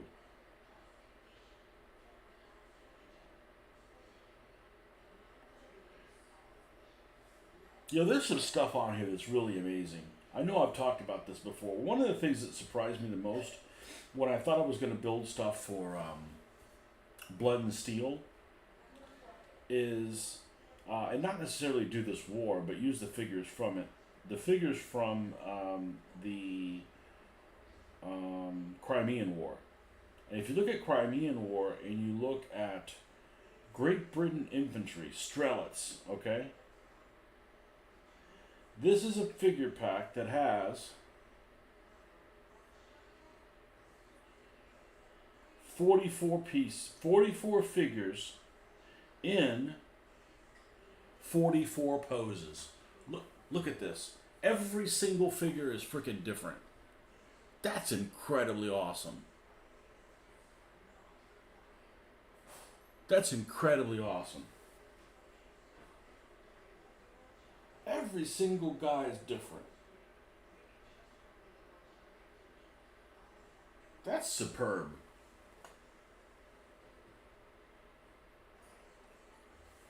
And they do the same thing for the damn Russians.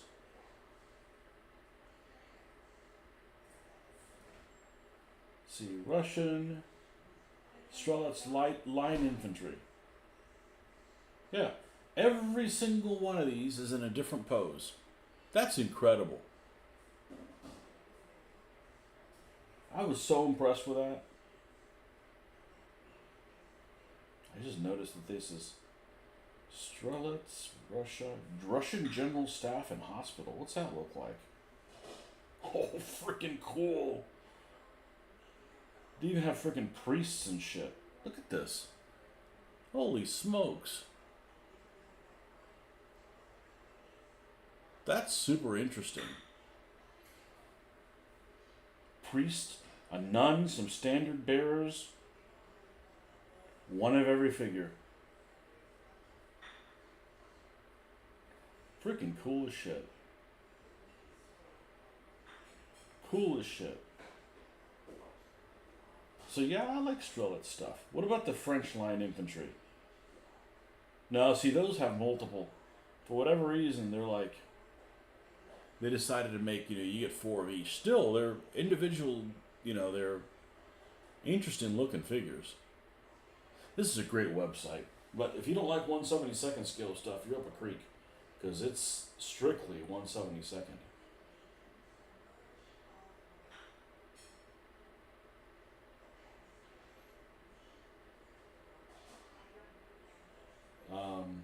Okay, so back to the Second World War. And Germany Africa Corps. And ESCI Africa Corps soldiers. Oh yeah, what's not a terrible pose, but you talking about this guy over here with that guy right there. Yeah, at least his socks aren't up to his belly button.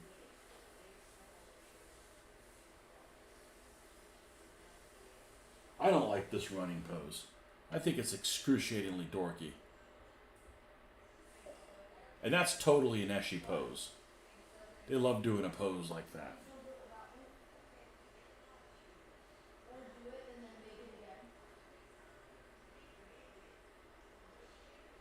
And they love doing these. They love doing these two-dimensional poses like that Mortar Man. They love doing stuff like that. Whereas these guys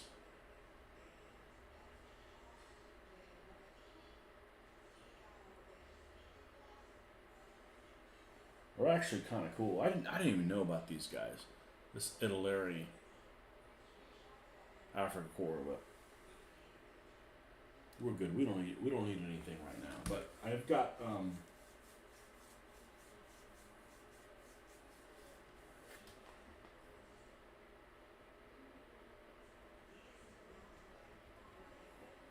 yeah, the head conversions. I'd probably, if I take them off, I'd have to drill a little. I'd want a little piece of metal that would connect the two, like epoxied in, just so it's got some strength, some potential strength in there.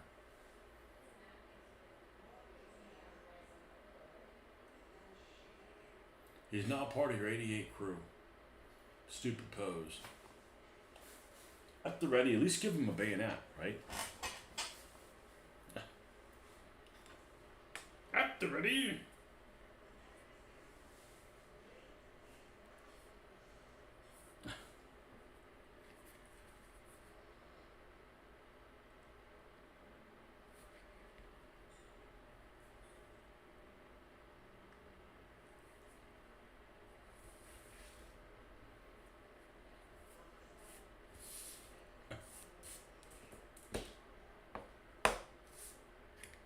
Yeah, I'm not sure how the injected molded plastics are.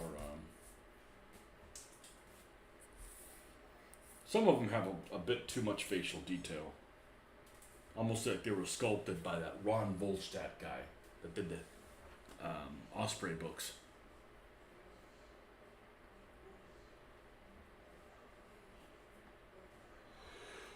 Whew.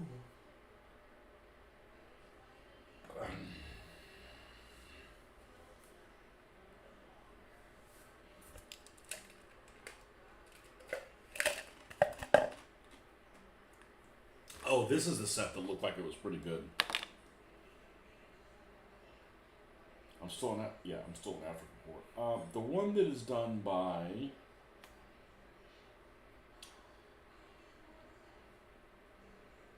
Eshi Africa Corps soldiers. This actually looks better.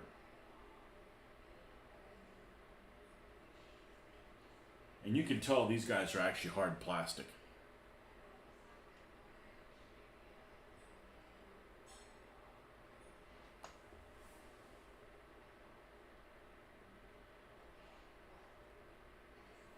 But then their helmets might be a little. But I like the poses of those two guys at the bottom left. There, the two NCOs.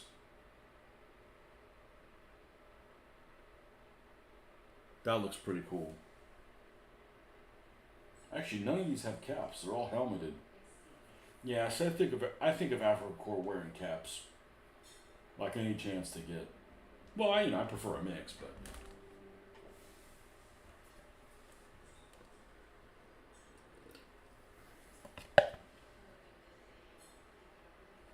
All right, this guy suppressing fire with his Tommy gun.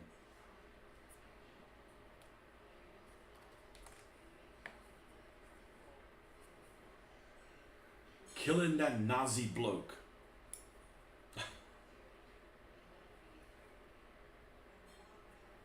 Oh, we on space here on the stand. Yeah, let's cut this down.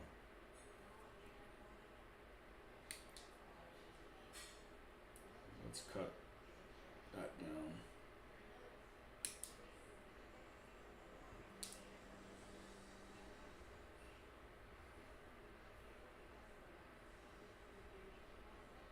Man, this stand is thick.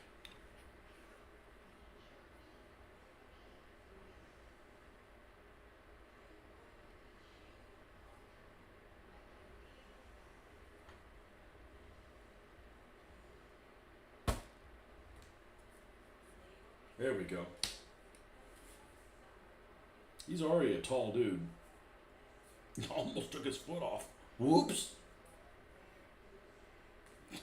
I need more guys. I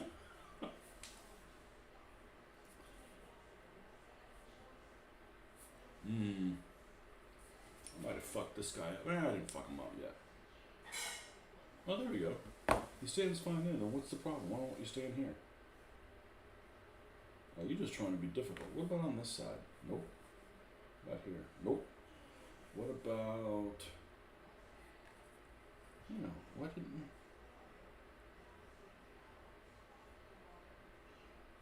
There.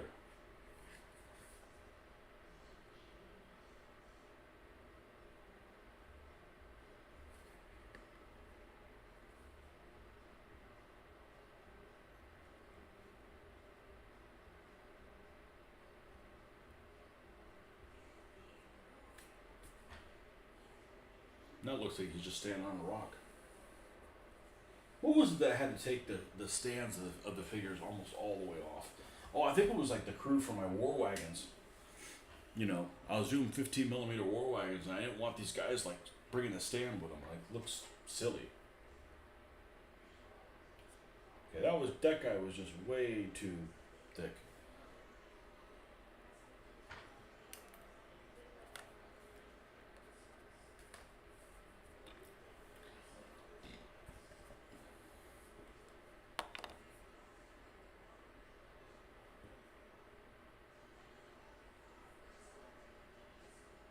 I think I don't have to cut this guy at all.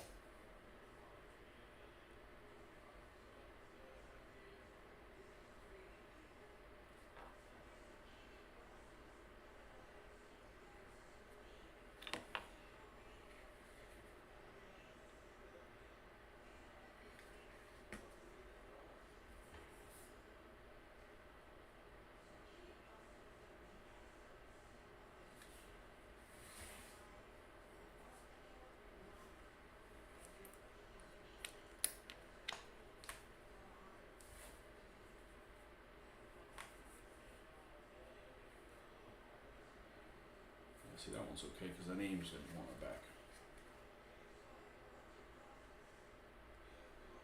By the way, Marcus, what rule set do you use? Not that I have any interest in converting you to anything. But what rule set do you use for skirmish? Your favorite DAC NCO is from Ravel's kit. He's got goggles on, his helmet, and pointing.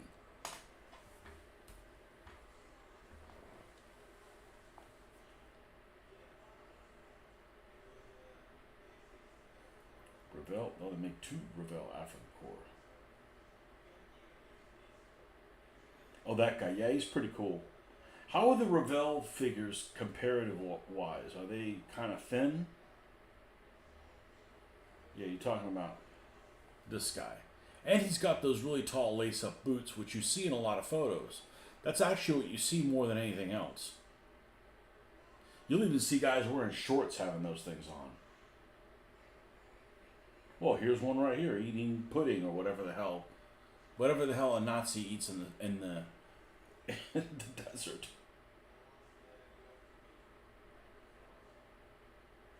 This is a stupid pose. This is a stupid pose. He has like the face of the guy from Raiders of the Lost Ark. Has he got glasses on? It sure looks like he's got glasses on. The guy from Raiders of the Lost Ark that his face melts. I know which one. Tote. That's what that Gestapo guy was. You know, the guy that's got the charming personality of a child molester.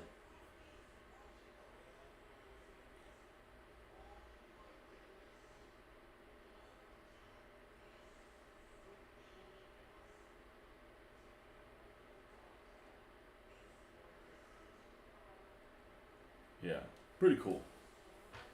The charming personality of a child molester. Your own rules. Your liking face a battle.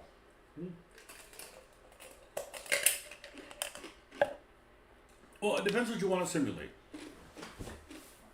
You know, I'm not in a hurry to have the battle resolved, and I like the chaos and the uncertainty and the irony of the things that happen. So it works for me.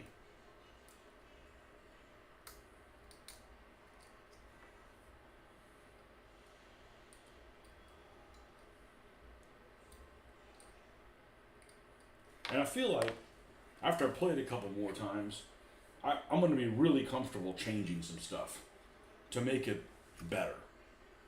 You know, and not necessarily more complicated, but I like the whole grenade thing. I don't like, you know, you got to figure this big and the grenade goes this far. Like, no, that doesn't work for me. You know, the grenade needs to go, you know, where you can, you know, you're moving up to a building and you throw it and it's like, man, if I don't make it through the window, you know,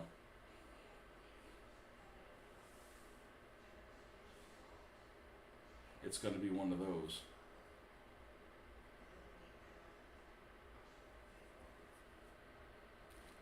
Let's see. Some of these pennies have been abused throughout the years.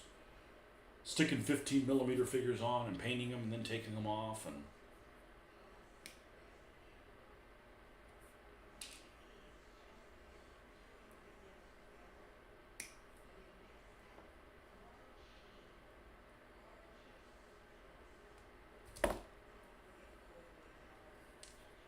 next battle's probably going to be in a couple weeks. The wife's supposed to going to be out of town for a weekend, and that's probably when I want to do another battle. What it is, I don't know. I don't know what it'll be. Maybe it'll be the desert. I really don't know. I don't want to commit to that just yet. We'll see what we have painted.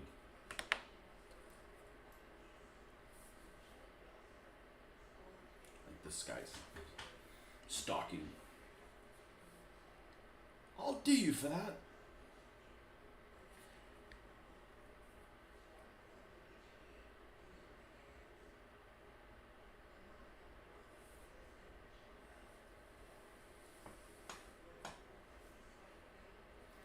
Ooh, this guy's spread-legged a bit. Nah, we can still fit him on there. I'll put his nameplate on the side. I'd rather him be on pennies. They look better anyways. You like the narrative, I like a random turn sequence, morale factors. I feel like some of the morale is off a little bit. But I'm not going to start changing shit just for the sake of changing things.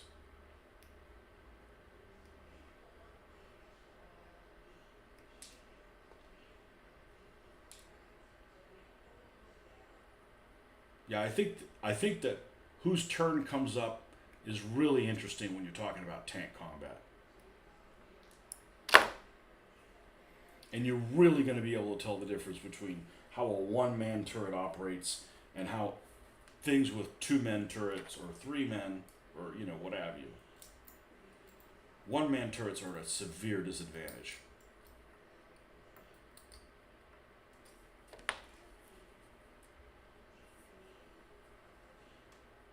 And they should be.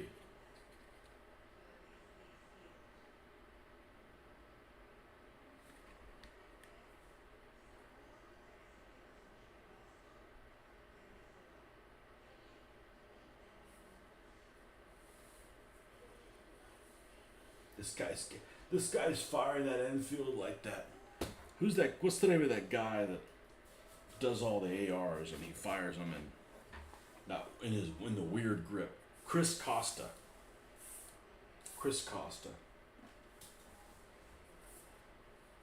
He fires these ARs in a. The normal way you grab a rifle is you've got one hand down here and you've got another one that's underneath it. And he goes and does like an overhand grip, like weird looking shit. Looks like some weird grip like that, you know, like. Okay, you could do that if you want, but.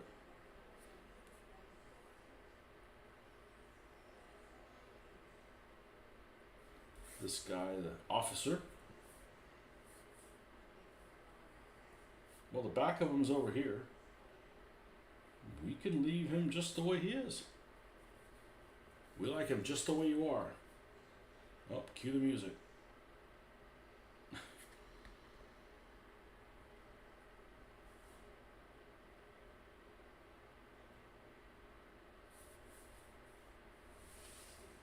He's got a firearm. He's got a really small, misshapen firearm that didn't cast well. But it's probably a revolver.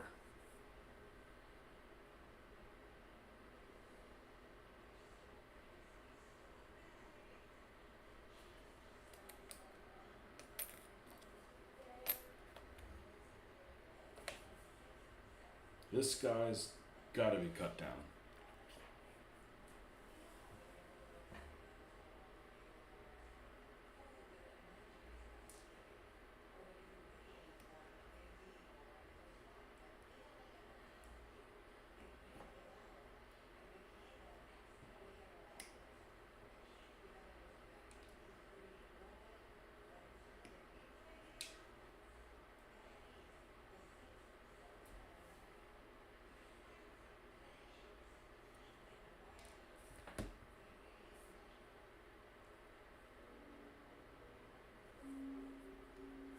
Let's take a little bit more of the front of him off.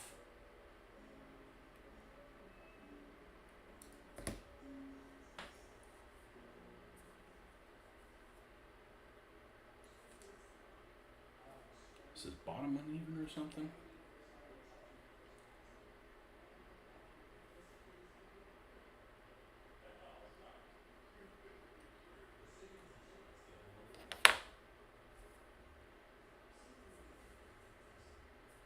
No, we'll put his nameplate on the side here. I try to put it right behind him, just because, you know, usually the person that's operating, you're moving away from yourself as you're playing. But it's not a big deal, just for consistency. But I'd much rather them be on the penny.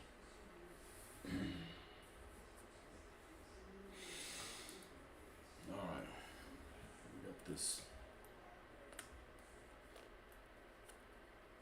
A quarter. Does he fit on a quarter? No. So he's going to have to be He's going to have to be a. Oh, this guy will fit on there nicely.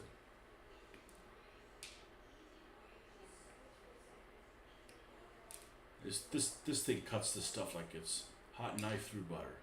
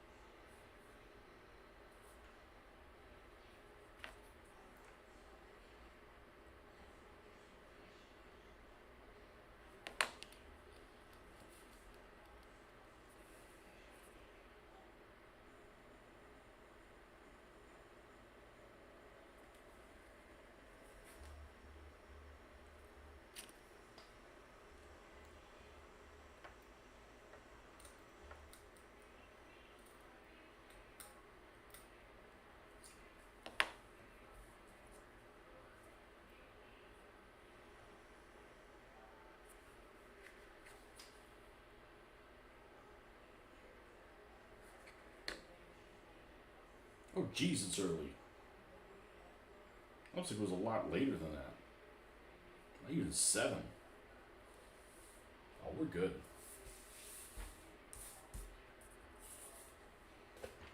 Alright, this guy's laying down on the job. Let me get my sticks. This can get put away. Gotta turn to the chef for the evening, okay. Enjoy the Aussies. Right. Yeah.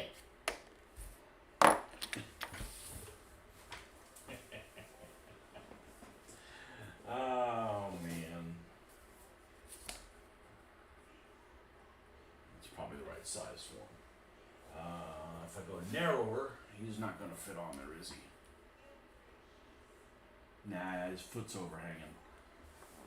That's what we want to protect. Want to protect the figure from getting scuffed up any more than he needs to. So.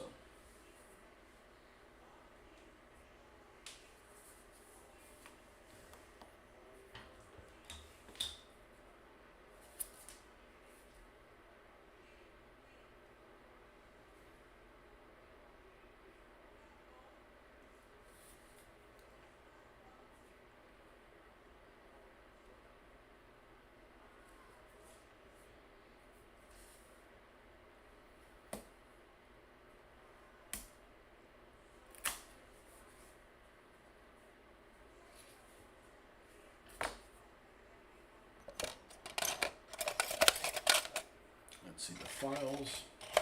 Yeah, I can't see them.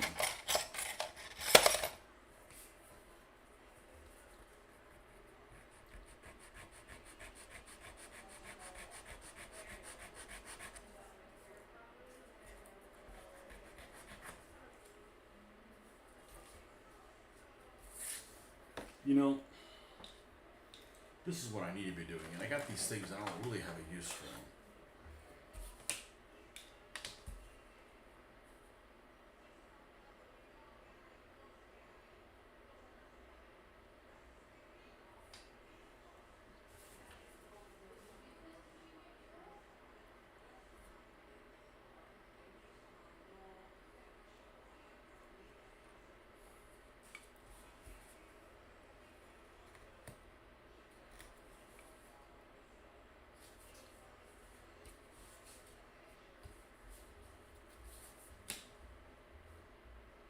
Jeez, this is way out of square.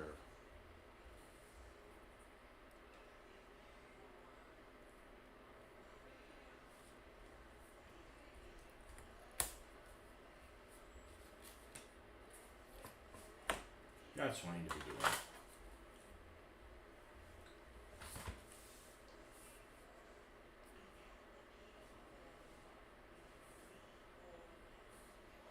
You know, I could cut this down a little bit and make an unusual size stand, but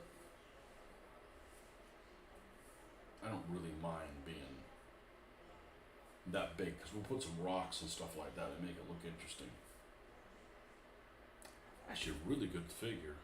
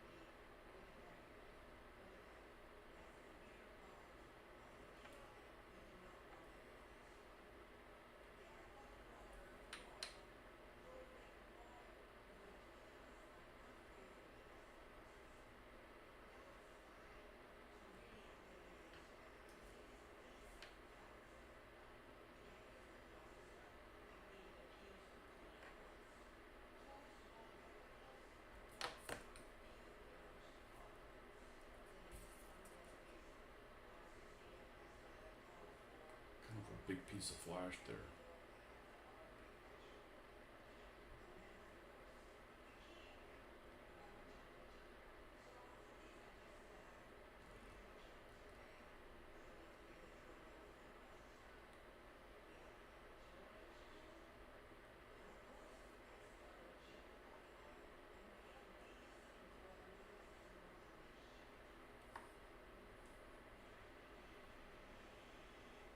Much better.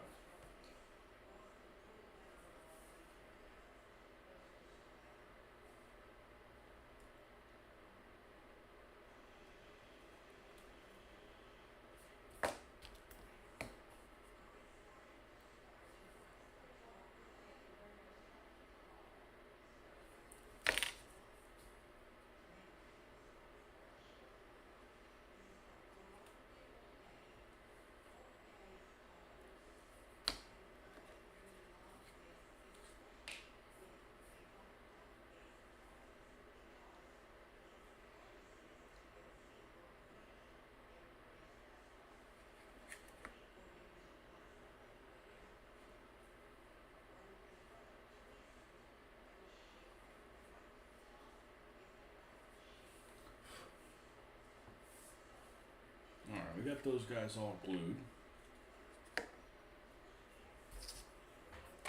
Put that back where it goes. Put that back where it goes. Put this back where it goes. Let's be diligent about putting things where they belong.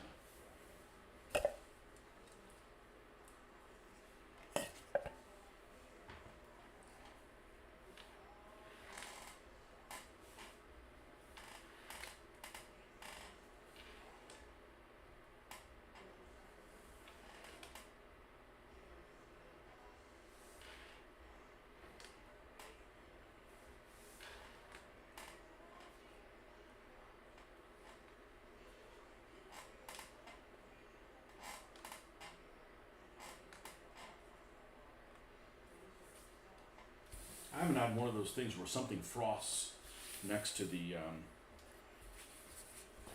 super glue. That used to happen to me all the time. It doesn't happen anymore. Maybe I'm using different super glue. I don't know.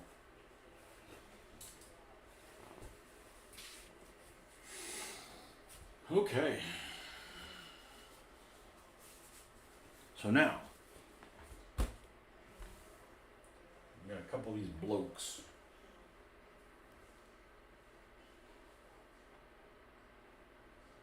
We got an NCO with a Tommy, and we got our binoc guy. Let's start painting our binoc guy.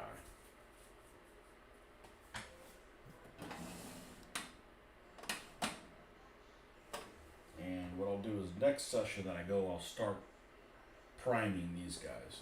I don't want to do it now, as I don't want to accidentally get any super glue on the brush.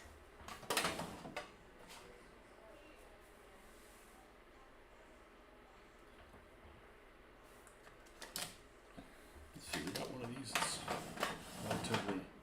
What is this? Oh, this is the directions of the.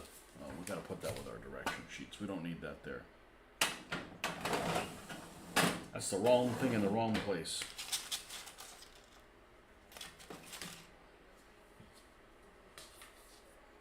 Top end of this.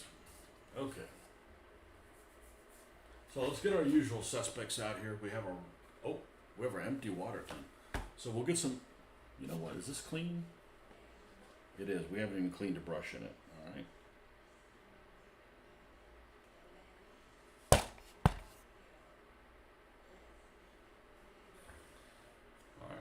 It's our water container, maybe a little too much in there. There we go. Alright, let's get our usual suspects. And I'm going to take them, I'm going to put them back. I'm going to be a good little boy and put them back. Here's black.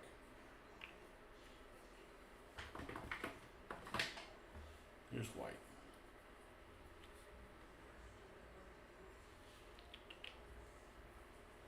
Put it back. Alright. Yesterday we used khaki. The other day we used khaki for the bottom of this. We'll use that again. Okay? Is this it? It is. Okay. And we're going to put the color right back.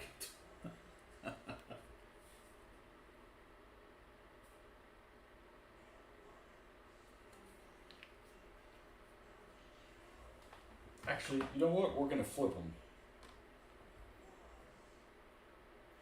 We're going to use the khaki for his shirt. And what did we use as a base on the shirt of this guy? I don't remember. Not that critical. It's not that critical what we did.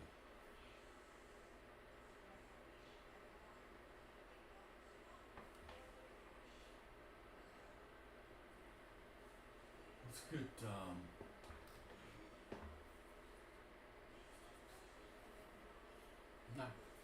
not buff.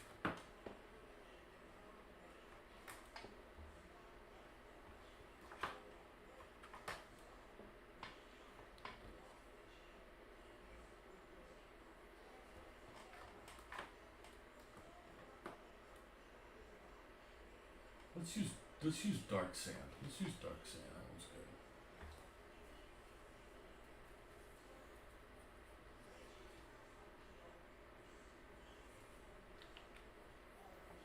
It's gonna look really light, but we're not leaving it. We're not going all the way with it. Okay?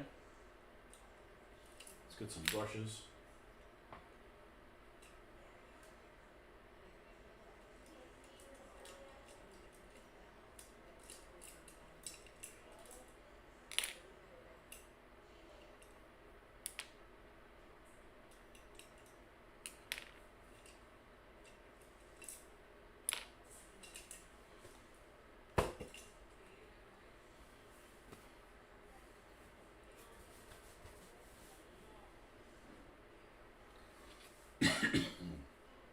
All right, so we're going to use the khaki on the shorts.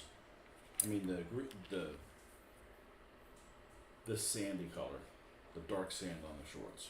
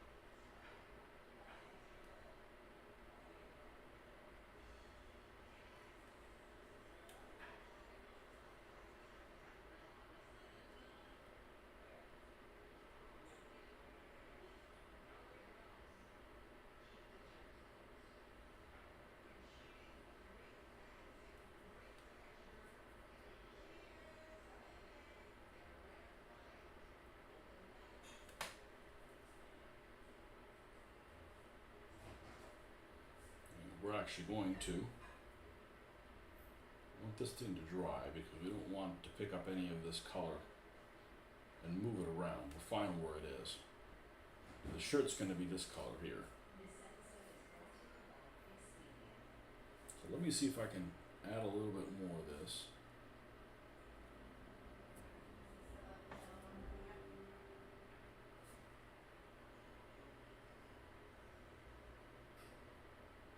Or is it still too wet? I think we're okay.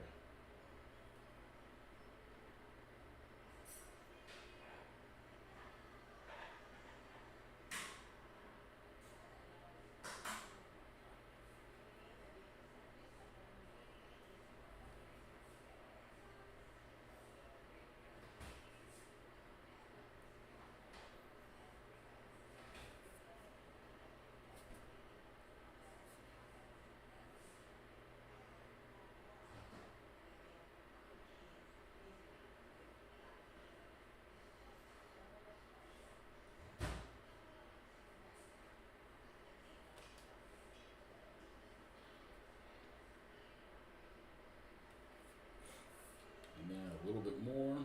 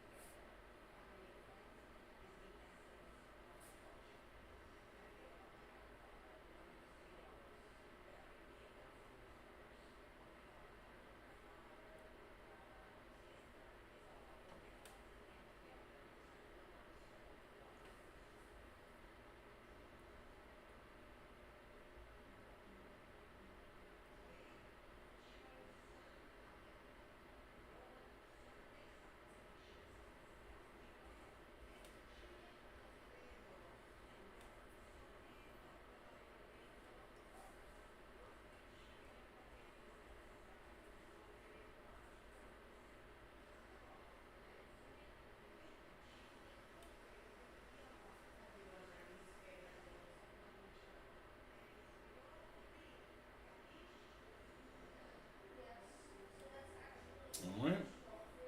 So there's that. It says shorts are done. And then we'll do the shirt with the other color.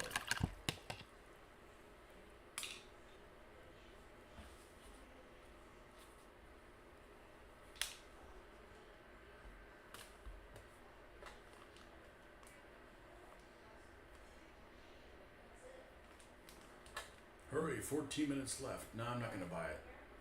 You want too much for shipping, man. You guys got something really cool on eBay, but it's like 20 bucks. I'm like, all right, but the shipping's 20 bucks. I'm like, I'm not paying 40 bucks for it. Sorry. I don't need it that bad. And there's not a make an offer option, or I would.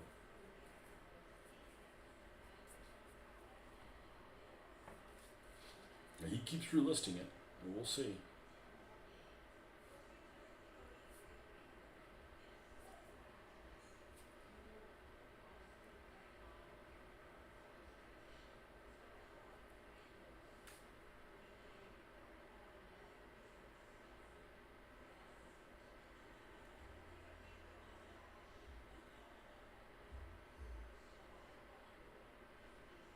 I think we're gonna go have dinner when we're done with this shirt.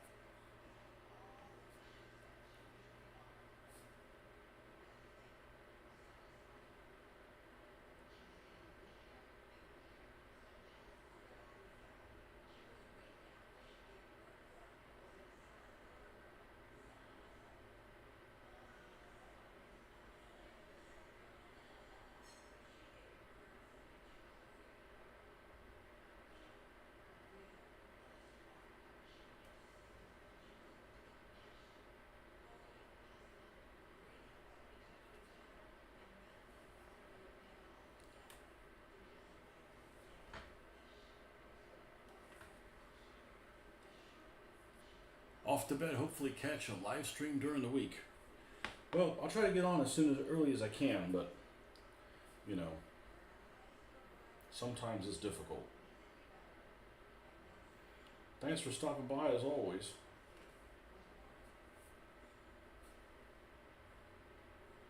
You caught almost all of this one.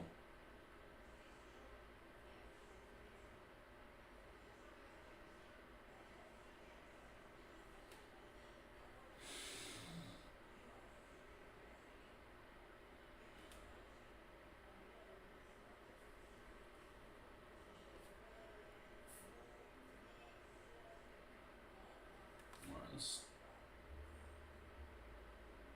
add a little bit more of the core color and start moving this up.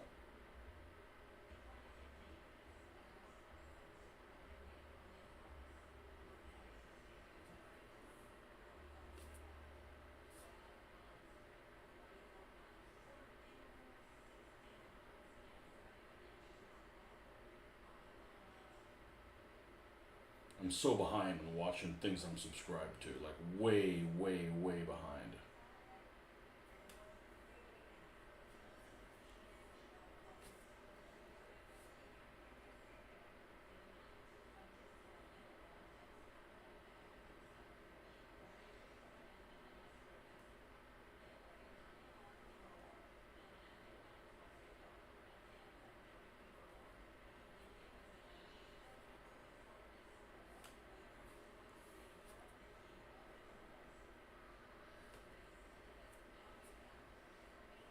More than likely to catch the Wednesday one as I game on a Wednesday night. Well, see, Wednesday is my late night at work. So that's the night that I'm the least likely to do one. I'm not doing that to be difficult. I'm just, there's one night a week. There used to be 3 nights a week where I had to stay until the shop was done. And now it's just one night, thank goodness. And there are people that don't even work directly for them. Just alternate night that don't directly work for me. And instead of leaving at 4:30, 5 o'clock to start my time, it can be 6:30. It can be 7 o'clock. So it can be significantly later.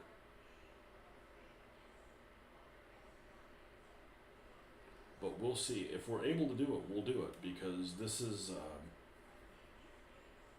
good. Are you retired? And the reason I'm asking that is, if I do a morning one during the week, is that something you would be interested in? Even if it's just for an hour. Is that something that would interest you? So I've thought about doing something like it. 5:30 to 6:30 or something like that.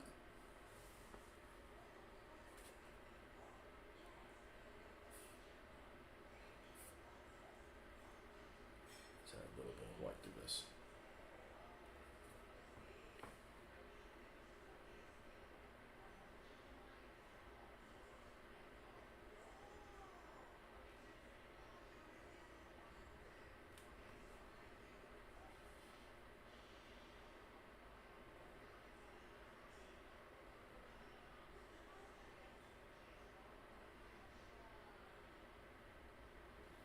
The only problem with that is it'd make my time before work really fly, because time really flies when I'm doing this, which is unfortunate.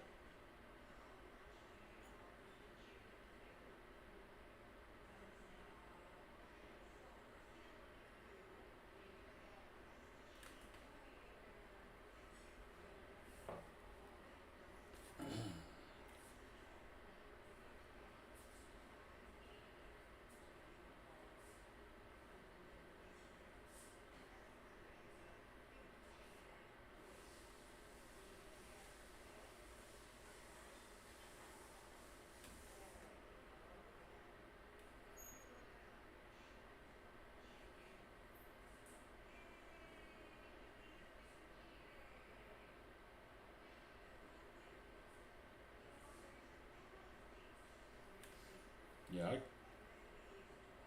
I'm not going to give somebody a hard time by not being able to stay up late, because honestly, I can't do it. Okay, so now we've got this color on him and this color on the pants. And we're going to go ahead and call this session done. All right, folks, thanks for stopping by.